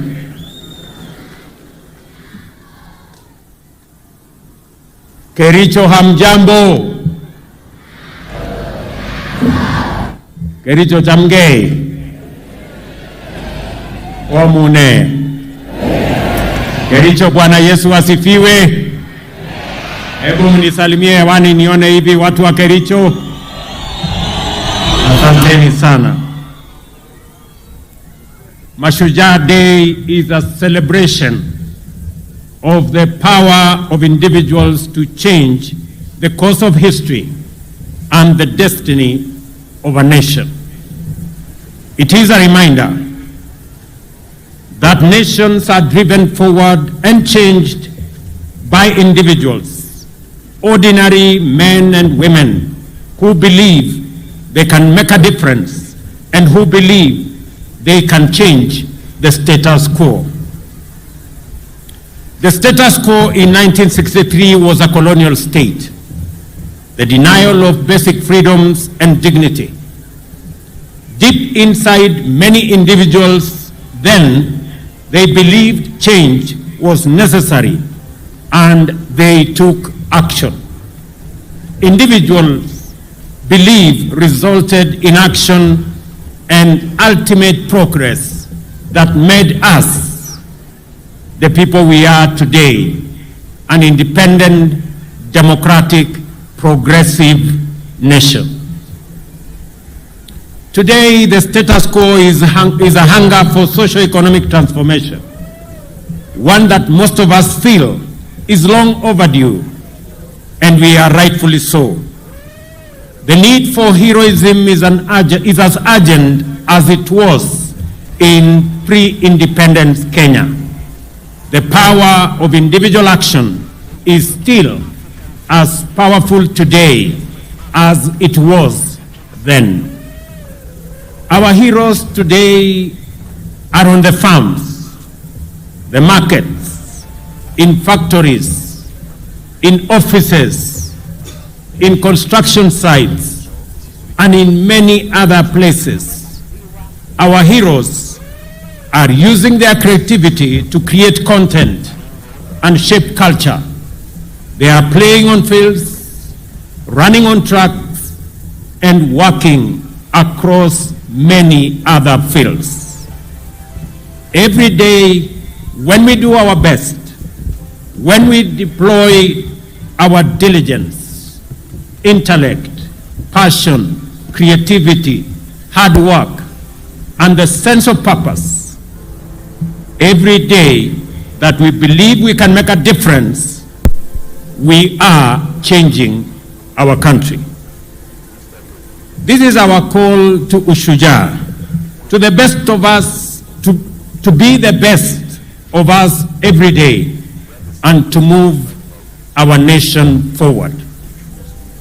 This is why we are focused on empowering Kenyans to be at their best on diverse fields, by democratizing and innovating government services to ensure that we give as many Kenyans as possible the opportunity to be their best so that they can move our country, our nation forward into a destiny that we all share as a people.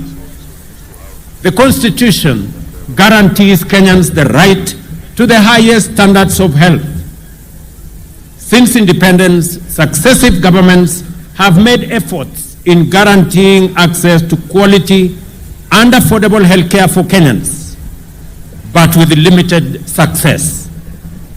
There have been several attempts and efforts to achieve universal health coverage, one in 2003, in 2013, and in 2018.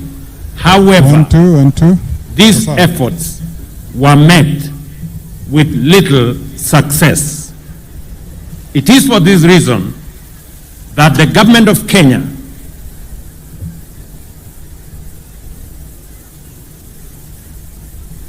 identified healthcare delivery as one of the core pillars of the bottom-up economic transformation agenda. In the Kenya Kwanza Manifesto, we made several commitments towards the delivery of universal health coverage. These include the provision of a fully public financed primary health care, the installation of a digital health management information system, and the setting up of a fund for improving healthcare facilities across Kenya. Other commitments were the setting up of an emergency medical treatment fund, the establishment of a national insurance fund that covers all Kenyans, and the availability of medical staff who deliver on this great universal health coverage that has been in the works for a long time.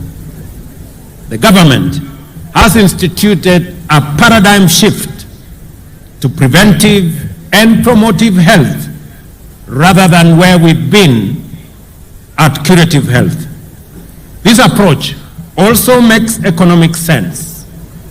Community health reports state that for every 1 shilling invested in community health, 9 shillings and 40 cents are realized in economic and social gains in our society.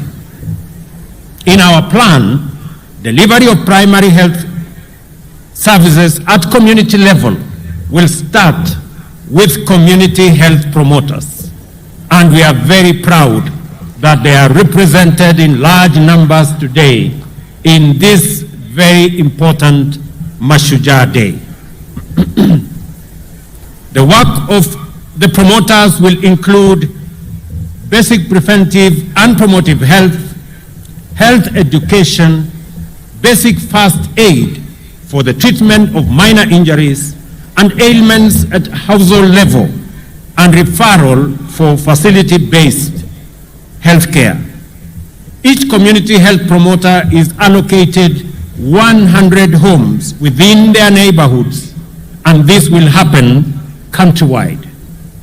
Considering the pivotal role played by community health in attainment of universal health coverage, the long-term financial viability and sustainability of community health is contingent on enhanced domestic resources for health. The national government is working closely with our county governments to strengthen the delivery of community health services through the payment of stipends for the 100,000 community health promoters. This will be done on a margin basis, 50% contributed by the national government and 50% contributed by the county governments. The national government has already allocated Kenya shillings 3 billion annually for payment of these stipends, and it is my belief that counties will match up this fund so that we can enable these great heroes of our time to help us on the delivery of community health at the household level. It is worth noting that as of today, over 1 million households in 10 counties have been visited already by community health promoters, overt services, and their data captured in the Afya Nyumbani dashboard. And this is a significant major achievement, as this dashboard is not only available to the Ministry of Health, it is also available in my office. We also agreed to provide the 100,000 community health promoters with kits which contain basic equipment for household health screening, medicines and supplies used for service provision at the household level. And as you can see today, every community health promoter here present, each one of them has a health promoter's kit. And that is the case with 100,000 community promoters everywhere in the Republic of Kenya. Quality community health data is essential for the planning, resource allocation, and monitoring of progress towards universal health coverage. The government is committed to delivering on the digital health agenda, starting from the community level. The electronic community health information system, which is live and being used by the promoters across the country, is a simple and user-friendly mobile health device being used, and its application will be used to collect real-time, accurate household data. It will also initiate planning for health service delivery and provide linkage to health facilities. Along the CHP kit, the government has provided additionally 110,000 smartphones for use by the promoters and community health assistants. The shift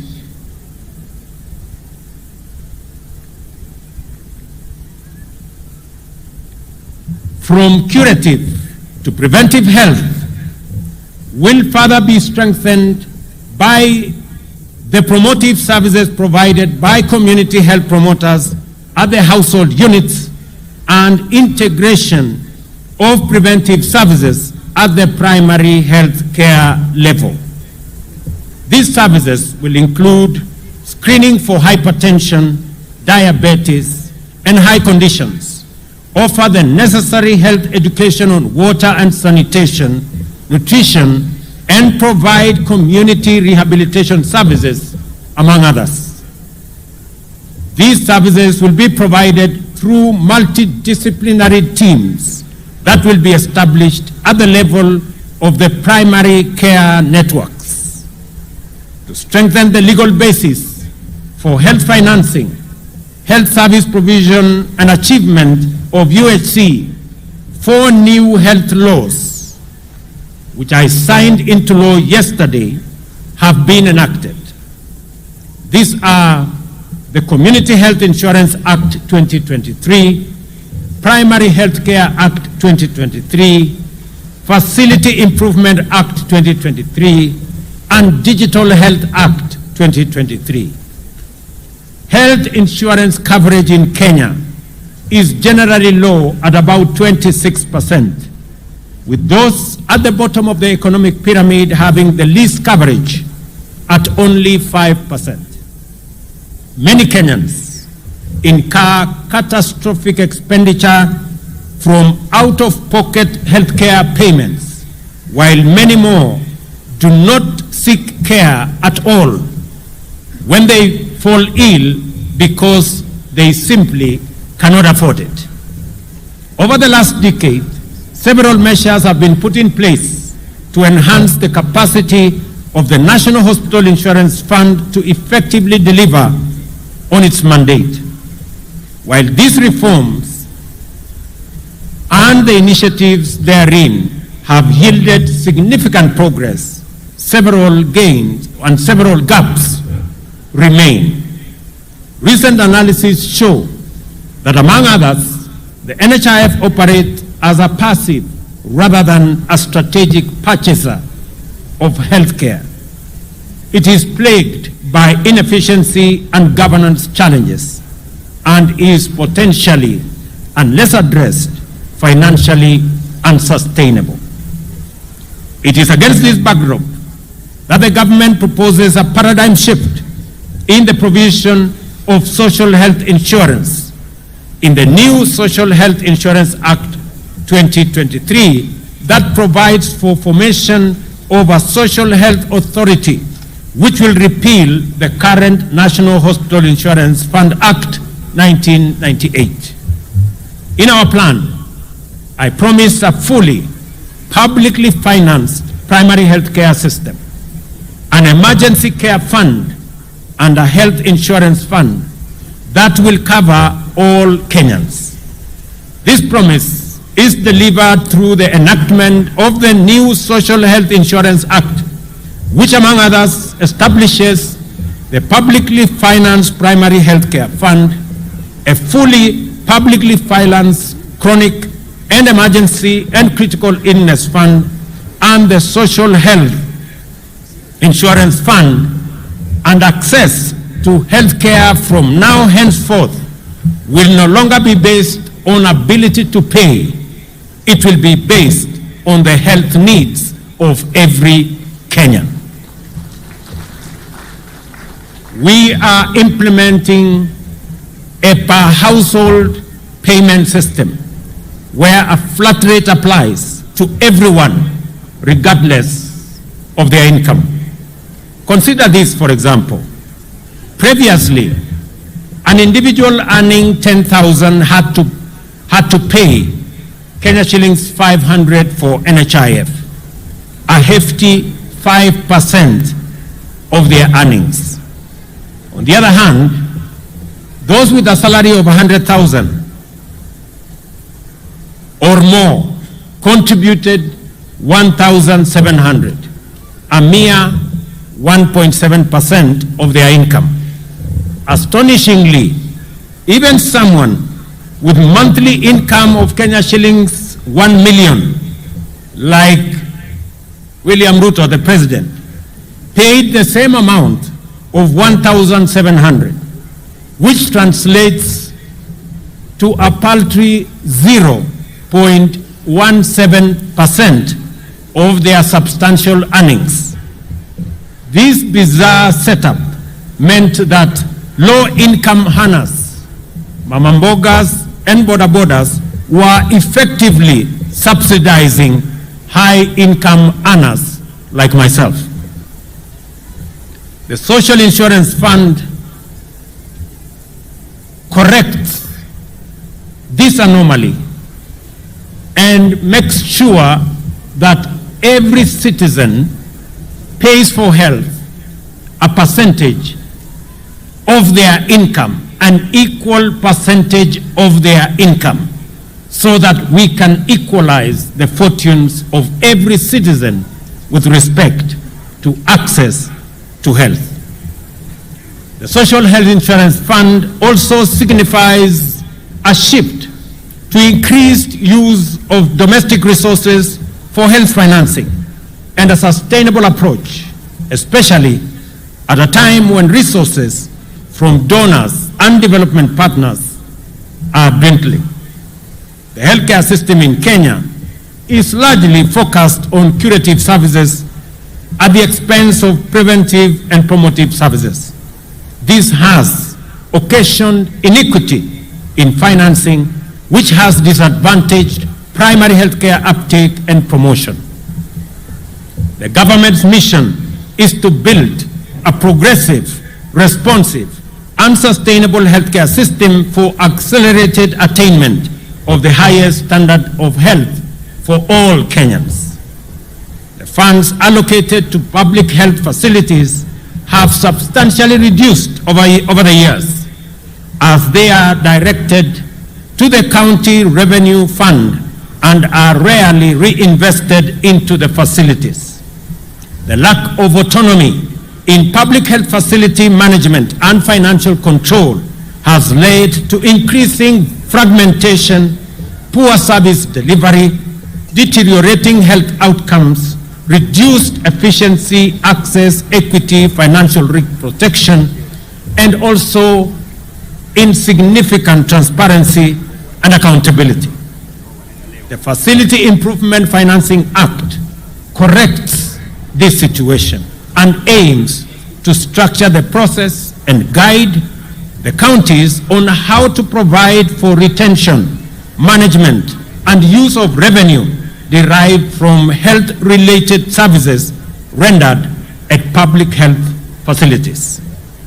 The Act seeks to ensure a unified approach for health facility finance and management autonomy, where public health facilities are able to retain their funds and have autonomy to operate their facilities based on their priorities.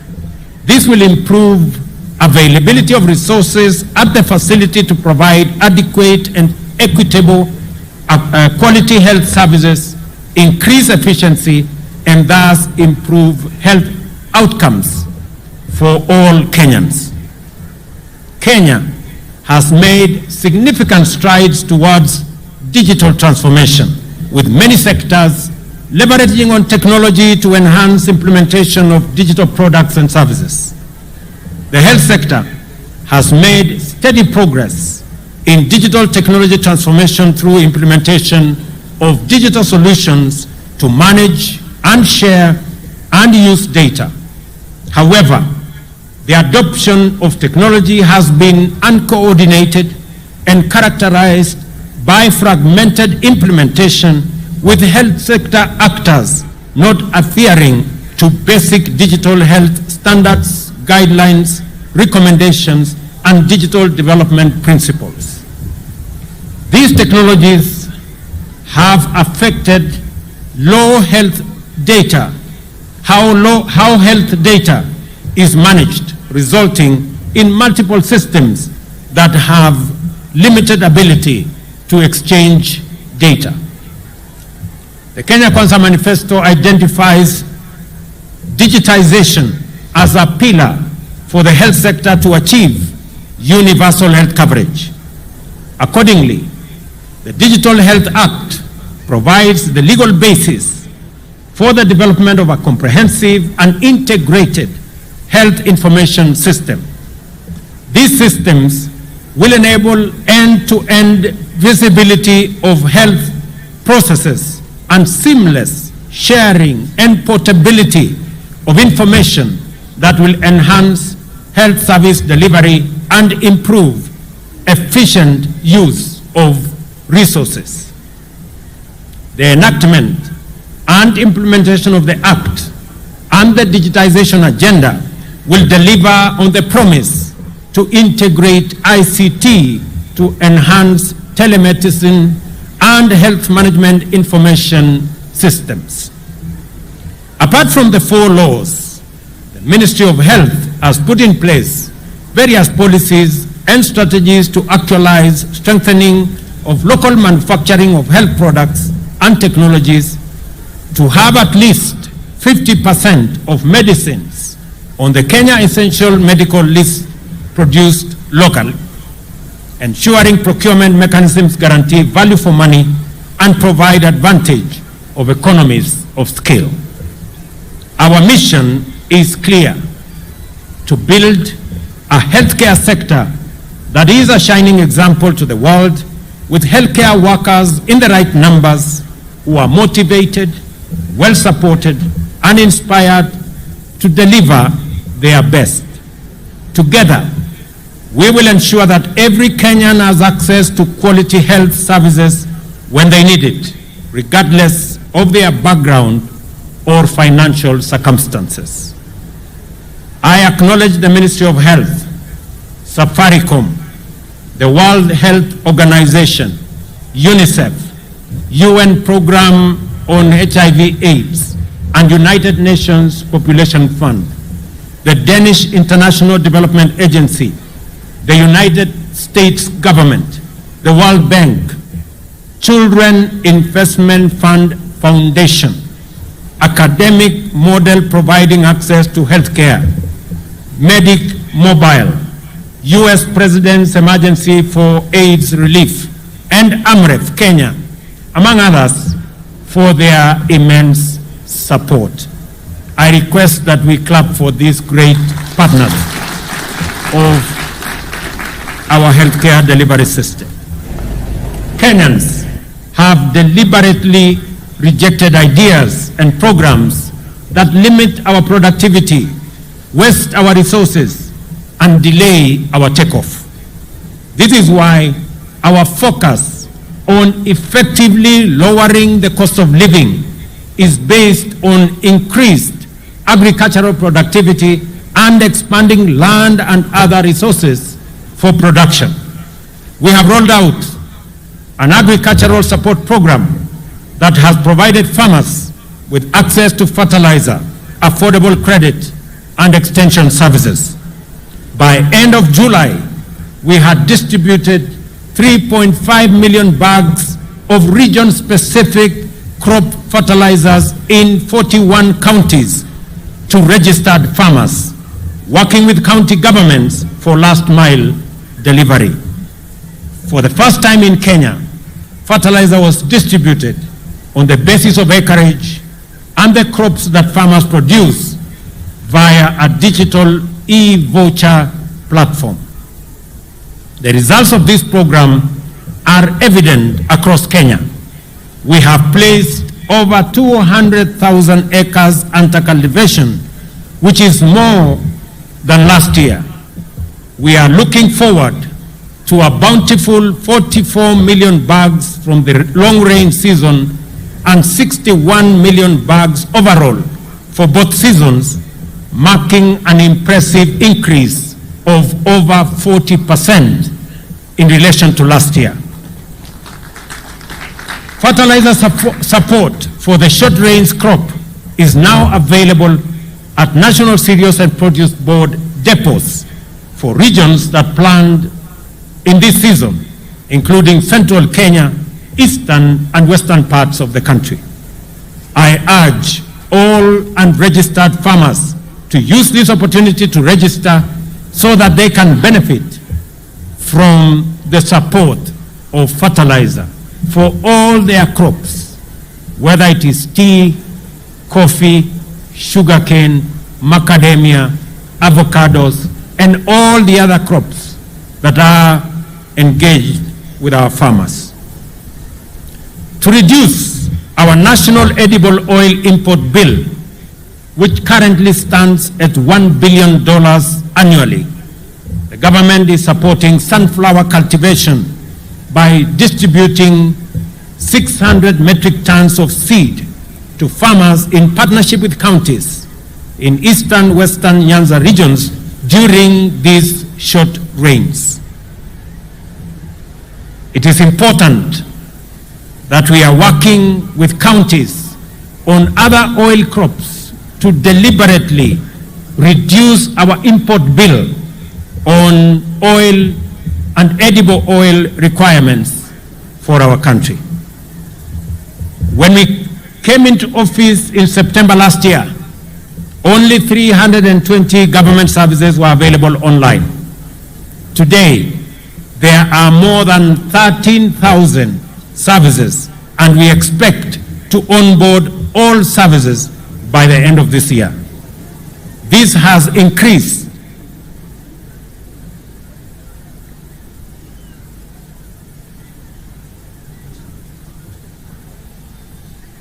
efficiency. This has increased efficiency in service delivery, revenue collection, and enhanced accountability of government services and revenues. The government is currently rolling out the last mile 100-kilometer of fiber optic infrastructure throughout the country to improve health facilities, improve schools, judiciary offices in far-flung areas, and other public institutions. We are also concurrently setting up 25,000 Wi-Fi hotspots targeting fresh produce markets, bus parks, and other public spaces. We are also working with members of parliament in the setup of 1,450 ICT hubs in every ward in Kenya. And I am happy that the National Assembly has aligned the National Government Constituency Development Fund Act to actualize this strategic intent. Our goal is to spur e-commerce, the creative arts, and the digital economy, the frontier of our bottom-up economic transformation agenda. We continue to make significant progress in our education sector. Immediately after assuming office last year, we ended months of uncertainty by resolving that junior schools be domiciled in our primary school setup. We have reduced the teacher shortage by hiring more teachers. In the last 1 year, the Teacher Service Commission has recruited 56,000 teachers, which is half of the required number or half of the shortage that we have. This is the highest recruitment in the history of the Commission in 1 year and the largest such exercise in Kenya's history. We intend to close the gap on teacher shortage in the coming 2 years. Further, in keeping with government's policy to equip Kenyan youth with practical skills and competencies, we are working with our TVETs to ensure that another 2,000 TVET college tutors are hired to support our TVET education that has increased from 90,000 8 years ago to 350,000 currently. I am also happy to note that we have concluded with the government of China the supply of equipment for another 70 technical training colleges in Kenya that will ensure that more young people have access to gadgets and tools that will improve their acquisition of knowledge and skills to be able to be job ready as we march forward into the future. In a transformative shift, we unveiled a new funding model for higher education and technical and vocational training that guarantees needy students free college studies. The funding comprises government scholarship, government loans and bursaries, and household support. Through this model, we have raised the funding per student by 40%, and we have now eliminated the tragic situation of many of our universities that were steeped in huge debts because of underfunding that had become the norm. Housing is a revolutionary agenda that will have an extensive impact across the economy. At scale, the affordable housing program will create jobs for our young people, expand the manufacturing of construction products and materials, and enhance economic activity across many sectors. The construction of 46,792 units is already underway, and another 40,000 units are ready to commence construction in the next few days. Architects, engineers, quantity surveyors, masons, electricians, plumbers, transporters, steel factory workers, cement factory workers, and hardware merchants will be engaged in this transformative construction housing enterprise to construct 200,000 housing units annually. The construction of one unit, for the record, creates between 3 and 5 jobs directly and 5 to 8 jobs indirectly. More jobs will be created with the formalization of the Jua Kali clusters that will provide products such as doors, windows, and hinges for this program. I stand before the people of Kenya to express my pride and admiration for all Kenyans who have risen up to the challenge of the moment, seized opportunities that came up as we deliver our commitments and implemented the bottom-up economic transformation agenda. This enterprising ethos, the hustling spirit, and the motivation to do your part in making this country move forward is all, and it is heroic.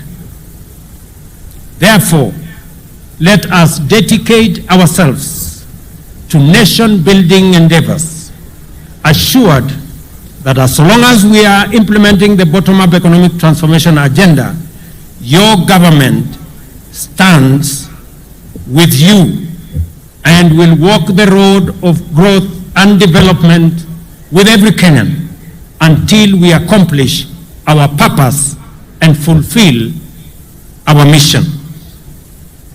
Wacha niseme hivi kwa Kiswahili. Leo tumetumia Mashujaa Day ya mwaka huu kwa jambo la muhimu sana ambayo inahusu Wakenya wote. Jambo la afya. Vile nimewaeleza, tumekuwa tukitafuta mbinu, jinsi na namna ya kuhakikisha ya kwamba afya inamfikia kila Mkenya na afya isiwafikie wale wako na uwezo peke yao, lakini ifikie kila Mkenya, kwa sababu maisha ya kila Mkenya ni ya muhimu kwa Wakenya wote. Na ndio tumesema tunabadilisha sheria.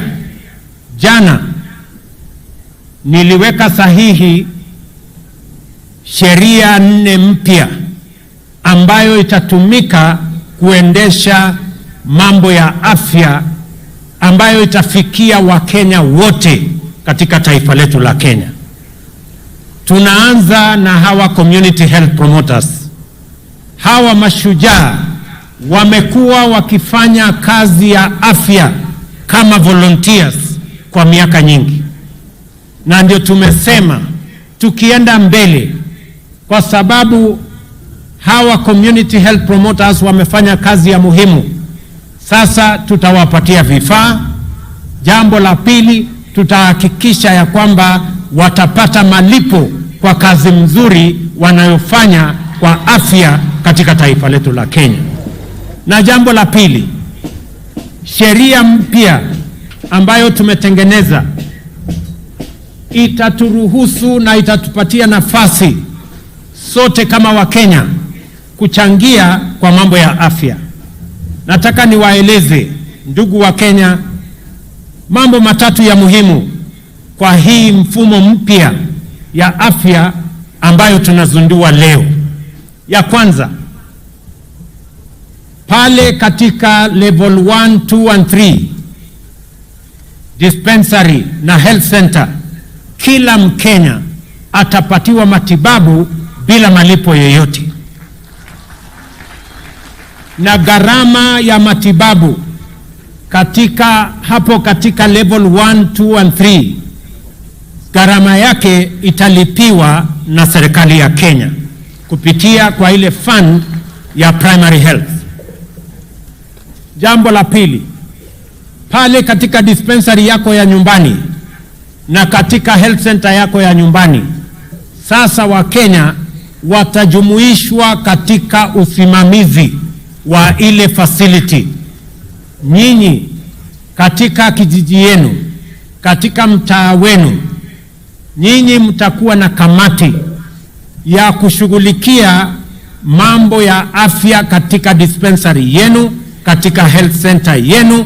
Ndio kama hakuna dawa, nyinyi wenyewe mutashughulika, mjue na mtupatie habari ya kwamba hakuna dawa katika hii hospitali, ndio Wakenya waweze kupata nafasi ya kupata afya katika mahali karibu pale nyumbani.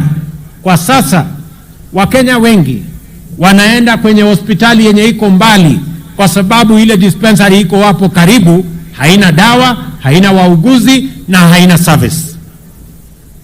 Na ndio tunasema hivi, sheria yetu ya pili ni kuhakikisha ya kwamba kila facility, kila hospitali, kila dispensary, kila health center watakuwa na pesa zao, na pesa ya facility yenu haitapelekwa katika facility ingine na haitapelekwa kufanya kazi ingine yoyote. Itatumika katika hiyo facility yenu. Ili pesa ambayo imewekwa katika budget ya facility yenu ya nyumbani, nyinyi wenyewe kama wananchi mkisimamia, na wauguzi, na tumesema ya kwamba wananchi wenyewe wahusishwe, viongozi wa kanisa wahusishwe, viongozi wa serikali katika kiwango hiyo wahusishwe, na development partners pia watakuwa pale, na hata watu wa civil society wakuwe pale, ndio tuhakikishe ya kwamba hakuna wizi tena ya madawa katika mahospitali zetu, katika dispensaries zetu na katika health centers zetu. Vile vile wananchi wengi wakipata ajali, wakipata hali ya dharura, wakienda hospitali wanaambiwa wewe huna card, wewe huna uwezo wa kulipa. Sasa emergency, chronic illness na ajali zote, kila mwananchi atakubaliwa kutibiwa katika kila hospitali bila ya kuulizwa maswali, kwa sababu maisha ya kila mwananchi ni ya muhimu. Wananchi wengi wananiuliza kwamba wale hawana uwezo wa kulipa NHIF ama wa kulipa sasa ile card ambayo ni ya Social Insurance Fund itakuwaje? Wacha mimi nitangaze katika hafla hii ya kuzindua afya nyumbani kwamba kila mwananchi atalipa kulingana na mapato yake, na yule mwananchi ambaye hana uwezo, serikali ya Kenya itakulipia card ya hospitali. Kila Mkenya atakuwa na Social Insurance Fund card, na wewe utaenda hospitali na utatumia hiyo card, either umejilipia mwenyewe ama umelipiwa na serikali, ili uweze kupata matibabu katika level 4, level 5 and level 6. Kwa hivyo kila Mkenya, either utaenda katika level 1, 2 and 3 na upate matibabu bila malipo, ama uende level 3, level 4, 5 and 6 na utumie kadi yako kupata matibabu. Na kila Mkenya, ndio tumesema hakuna Mkenya ataachwa nyuma. Ile maneno ya zamani, wewe unaenda kwa facility ya hospitali unaambiwa kadi yako imefika mwisho. Sasa hii kadi ambayo tutawapatia haitakuwa na mwisho, kwa sababu maisha ya kila Mkenya ni ya muhimu. That card will make sure that if the limit is reached, then the chronic and illness fund will kick in and every Kenyan will be attended to. Hakuna Mkenya atafukuzwa hospitalini kwa sababu ya mambo ya malipo tena. Tunataka tuhakikishe ya kwamba kazi hiyo inafanyika. In conclusion,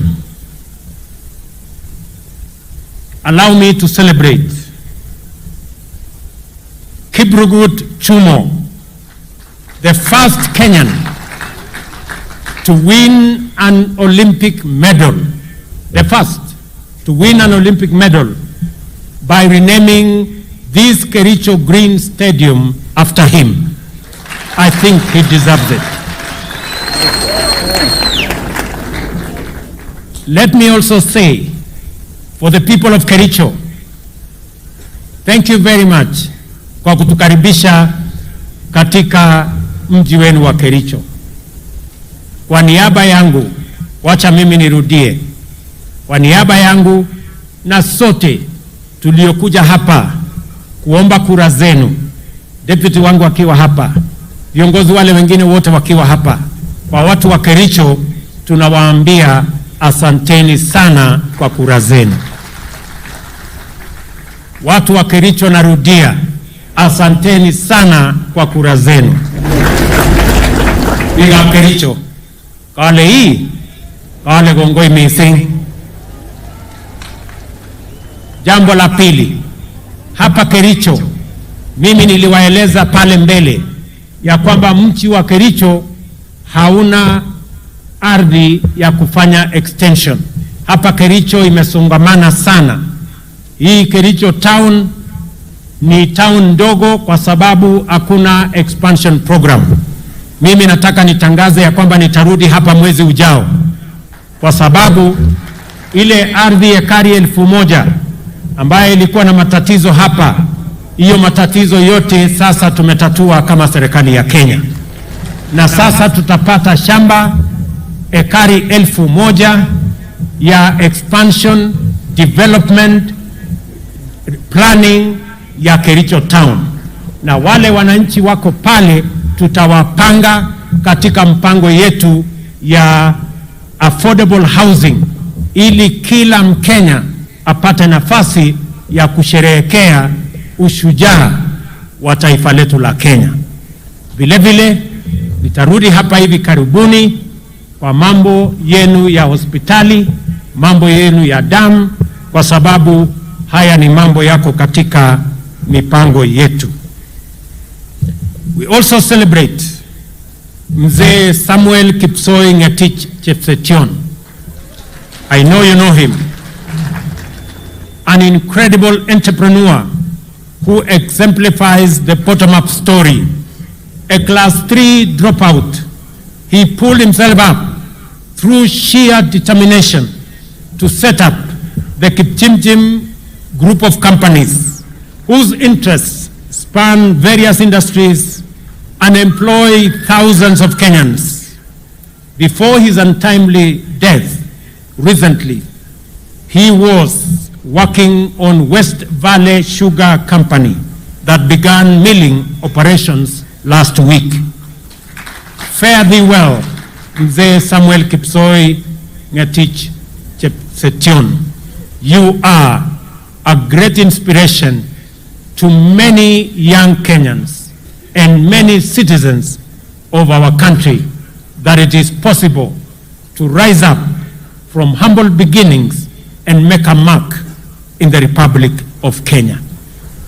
Ladies and gentlemen, I want to thank you very much, na nataka niwaulize Wakenya wote mahali popote walipo leo, na niwahakikishie Wakenya wa taifa letu la Kenya ya kwamba nia yetu ni kuunganisha wananchi wote wa taifa letu la Kenya, na niwahakikishie Wakenya kutoka jamii zote, kutoka kaunti zote, kutoka pembe zote za Kenya, ya kwamba hakuna Mkenya atabaguliwa na serikali ya Kenya kwa misingi ya kabila, dini ama siasa. Sisi ni ndugu moja wa taifa moja, with a common destiny as a people of Kenya. Na mimi nataka niwahakikishie ya kwamba jukumu letu, mbali na kuunganisha Wakenya, ni kuhakikisha ya kwamba tunabadilisha taifa letu kwa miradi na mipango ya maendeleo. Nataka niwahakikishie ya kwamba sote tutaungana, tutafanya kazi kwa pamoja. Na wauliza ndugu zangu wa Kenya, kila mmoja wetu, ile kazi unafanya, ujue ya kwamba hiyo kazi unafanya usihesabu ni kazi ndogo, usihesabu ni biashara ndogo, usihesabu ni mchango mdogo. Kila mmoja wetu kwa yale yote mnafanya, ujue unachangia katika kubadilisha na kupeleka taifa letu la Kenya mbele. Na tutafanya yale yote yanawezekana kama serikali ya Kenya kuwashika mikono nyinyi mnaofanya bidii, mnaoamka mapema kuchangia katika kufanya kazi na kuendesha taifa letu la Kenya mbele. Nataka niwahakikishie ya kwamba sitarudi nyuma, sitafanya chochote ambayo itazuia Mkenya mwenzetu kufikia atma yake ama kufikia malengo yake. Nia ya serikali yetu, nia ya serikali ya Kenya, mpango ya serikali ya Kenya ni kumwezesha kila mwananchi awe bora kuliko alivyo sasa, muweze kuchangia katika kubadilisha taifa letu la Kenya, katika mahali mnafanya kazini, ile biashara mnafanya, yale yote mnafanya katika sehemu mbalimbali. Na mimi vile vile nataka niwahakikishie ya kwamba nitahakikisha ya kwamba pesa zenu mnazolipa kwa ushuru, kwa jasho lenu, pesa zenu ambazo tunakusanya katika kaunti zetu kwa levies, kwa taxes na kwa njia zingine zote, pesa zenu zitatumika kwa njia inayofaa, haitafujwa, haitaibiwa, wafisadi hawatanyemelea. Na tayari nimetangaza katika taifa letu la Kenya, na mtaona mambo hivi karibuni, ya kwamba wale wote wanahusika na kuiba pesa ya Wakenya na mambo ya ufisadi na mambo ya ukora, mambo yao ni matatu, na nyinyi mnajua vile nimesema. Kwa hivyo, I want to guarantee every citizen of the Republic of Kenya that we will hold your hand as you make your contribution in whatever you are doing, in a small way, in a big way, as a casual worker, as a permanent and pensionable worker, as a worker on contract, as a person waking up early and sleeping late, in driving the wheels of our economy, in pushing the destiny of our country in the right direction, that you have my support, you have the support of the government of Kenya, and we are going to work together towards building one united, democratic, indivisible Kenya. Na mimi nawauliza jameni, tuungane katika kazi hiyo. Mungu awabariki sana. God bless you and God bless our country Kenya. Asanteni sana. Basi niombe kwa heshima sote tuweze kusimama kwa wimbo wa taifa na wimbo wa Jumuiya ya Afrika Mashariki, na wale ambao wamevalia kofia zisizo rasmi tuweze kuzivua kwa heshima.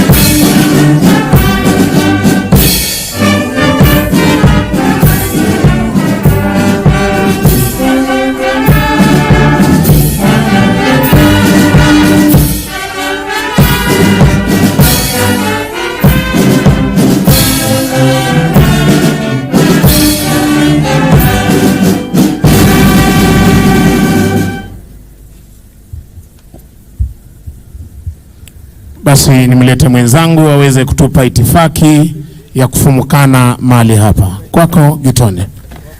Mheshimiwa Rais, kwa ruhusa yako nitaomba tukubaliwe kuondoka kwa itifaki.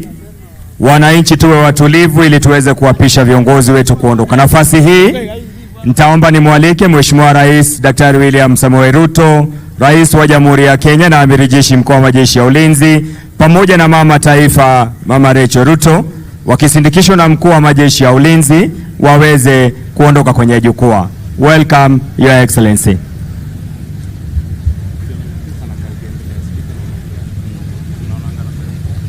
Viongozi wale wengine nitaomba kutulia ili magari yao yanavyoingia tuweze kuwaalika kuondoka. Kwa sasa Mheshimiwa Daktari William Samoei Ruto, rais wetu, Mama Taifa wataondoka kwa sasa.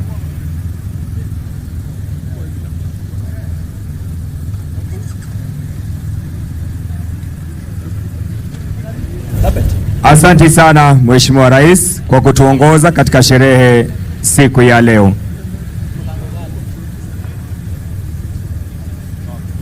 Anaondoka Mheshimiwa Rais, Mama Taifa, na asanteni, nyinyi ni mashujaa. Atafuata kwa karibu Mheshimiwa Naibu wa Rais, Mheshimiwa Rigathi Gachagua na Pastor Dorcas Rigathi.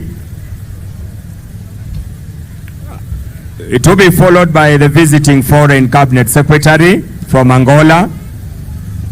Asante sana Mheshimiwa Rais. I will invite all the diplomats, their excellencies, ambassadors and high commissioners to remain on dais. Commissioners to remain on dais. Ambassadors and diplomats to remain at the dais, who will have pulled their transport. Mheshimiwa Naibu wa Rais Rigathi Gachagua na Pastor Dorcas wanaondoka. Spika wa Bunge la Kitaifa, Bunge la Seneti na Jaji Mkuu watafuata. Spika wa Bunge la Kitaifa na Bunge la Seneti. Na mtazamaji, tamati ya sherehe hizi za kitaifa za Mashujaa Day ikiwa zimefanyika katika kaunti hii ya Kericho. Huu ni uwanja wa Kericho Green Stadium ambao tayari rais ameweza kupendekeza kwamba jina lake libadilishwe kufuatia kile kilicho ama kufuatia ushindi wa yule mwanariadha kaunti hii ya Kericho, ama anayetoka kaunti hii ya Kericho. Kwa hivyo ni tamati, kama unavyoona ni kwamba msafara wake rais tayari umeshaondoka ukiwa umefuatiwa na ule wa naibu wa rais Rigathi Gachagua. Alafu kisha tulikuwa tunafahamu kwamba aliyekuwa atafika kusherehekea nasi sherehe hizi alikuwa ni rais wa Angola, lakini hakuweza kufika hapa Kericho. Rais akihakikisha ama akifafanua kwamba amefika nchini Kenya, lakini hajaweza kufika hapa, ila waziri wa masuala ya nje ambaye anaitwa Tete Antonio kutoka nchi ya Angola ndiye ambaye ameweza kufika na kujumuika nasi katika sherehe hizi za kitaifa za Mashujaa.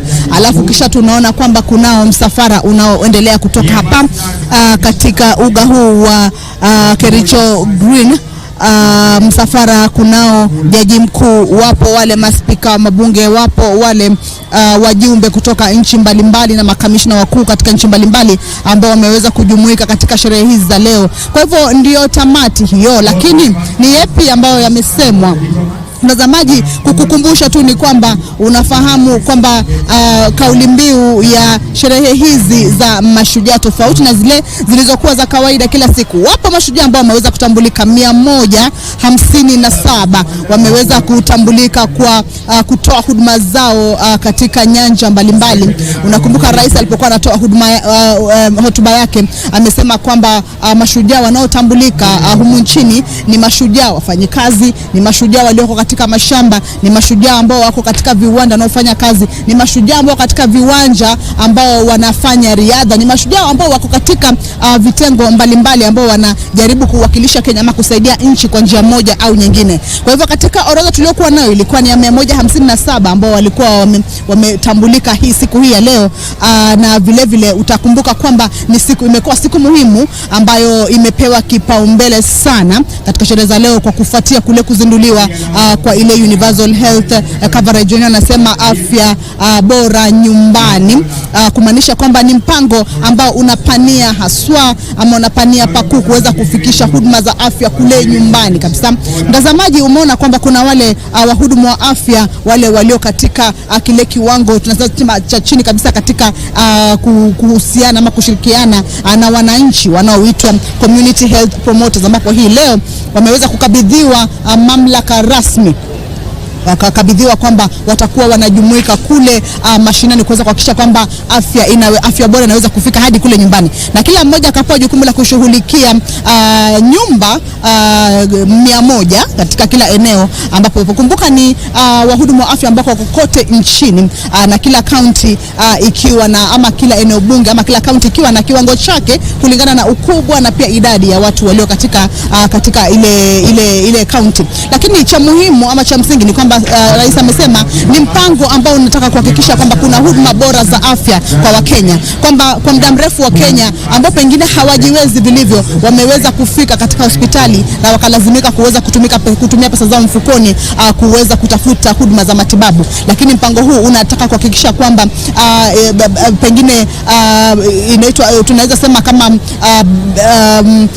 masuala kuhusu fedha yanayohitaji mwananchi kuweza kupata afya katika kituo cha afya, basi anaweza kuhudumiwa bila matatizo ya aina yoyote. Kwa hivyo ni sherehe ambazo zimekuwa na mafanikio kuanzia mwanzo hadi mwisho. Sherehe za sasa zimeweza kuisha mapema. Mtazamaji, utakubaliana na mimi kwamba ratiba imeweza kupelekwa mbio, maana kaunti ya Kericho imekuwa ikishuhudia mvua wiki hii nzima. Tumekuwa hapa na tumeona kwamba kuna mvua inanyesha na ikadhaniwa kwamba leo pia itakuwa hivyo, lakini cha ajabu ni kwamba leo kumekuwa na jua na sherehe zimekwenda kwa njia iliyo safi kabisa bila matatizo yoyote. Kwa hivyo kwa niaba ya kikosi kizima kilichoweza kufika hapa kuweza kuandaa shughuli hii ama kuweza kuandaa upeperushaji huu wa moja kwa moja wa sherehe hizi za Mashujaa, nikiwataja tu yupo mwelekezi Diana Mugo, yupo vile vile mwelekezi Evelyn Kangai, na pia yuko vile vile mwelekezi John Muhika ambao tumekuwa tukifanya nao kazi hapa, pamoja na wapiga picha na mwenzangu Giverson Maina mahali popote alipo. Niruhusu tu nirudishe usukani huu studio, ambapo mwenzangu Ben Troy Njue namuona tayari yupo pale standby. Troy, na imani kwamba umeweza kusherekea ama umeweza kufurahia peperushaji wetu wa matangazo haya ya sherehe za Mashujaa huko uliko studio. Kutoka kwangu Troy, narudisha usukani huu kwako, mimi nikamchemenza. Kwa heri kwa sasa. Wa bunge la Seneti anaondoka.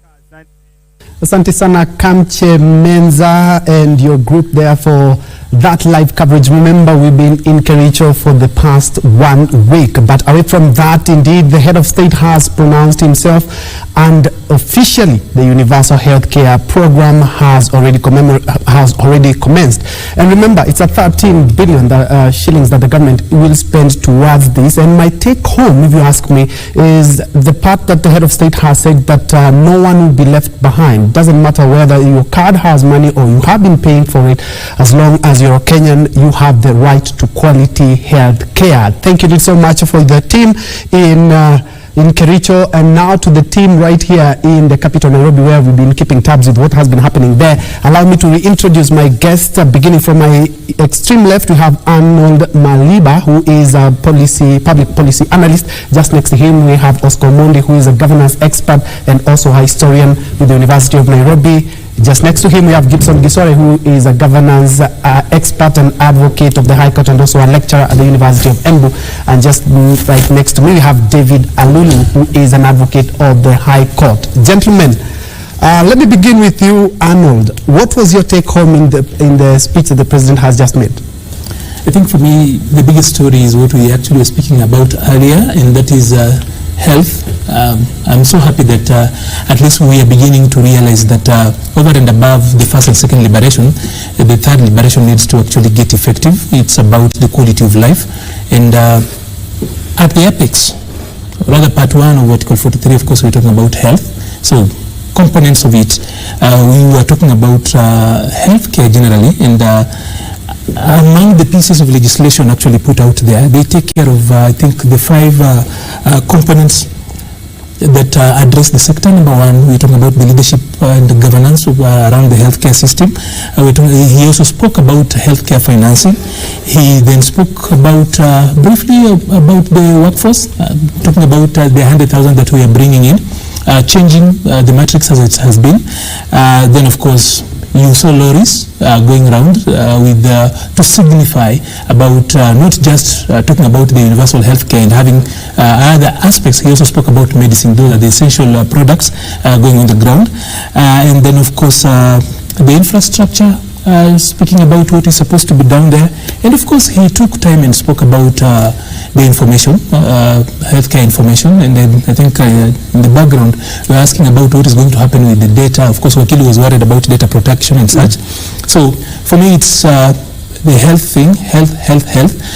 Of course, there is what Mashujaa Day is to us, but then with theming and ensuring that what those people fought for must actually translate into crystal products and outcomes that we can actually speak about. So I think hence the theming, and I think having seen what he actually puts out there, we want to look at how that is going to be rolled out, looking at a changed or a restructured NHIF, the way primary healthcare is actually going to be rolled out, and we hope that the end of it is actually quality services given to Kenyans, and a healthy nation is actually a wealthy nation. Very well said. Oscar, 60 years we've been trying to eradicate disease, and we've just opened an avenue where we can actualize that 60 years down the line. I would like to pick your mind on that. Yes, I like whatever is going on. Unfortunately, from the take of the speech of the president, I ended up being a little bit confused, because when policies are put, make sure, number 1, that the end user understands the policy very well. From explanation, the president really tried to explain how this thing is going to work. From my understanding, dispensaries, health centers, level 1, 2, 3, 3. Every facility will be managed independently with something like a village health management board. That means that money will be sent there, the people there, we will be selected down there. How will we do the selection? We might have an election down there where there's a pastor, there's civil society, there's a local community leader, the chief, and they look at the management of that health facility. Fair enough. That was the idea behind devolution, serikali mashinani. He also says that chronic illnesses and accidents are, you get free services. For example, if you get an accident and you go to level 4, 5, and 6, you get also free services as a Kenyan. Every Kenyan pays according to his reach.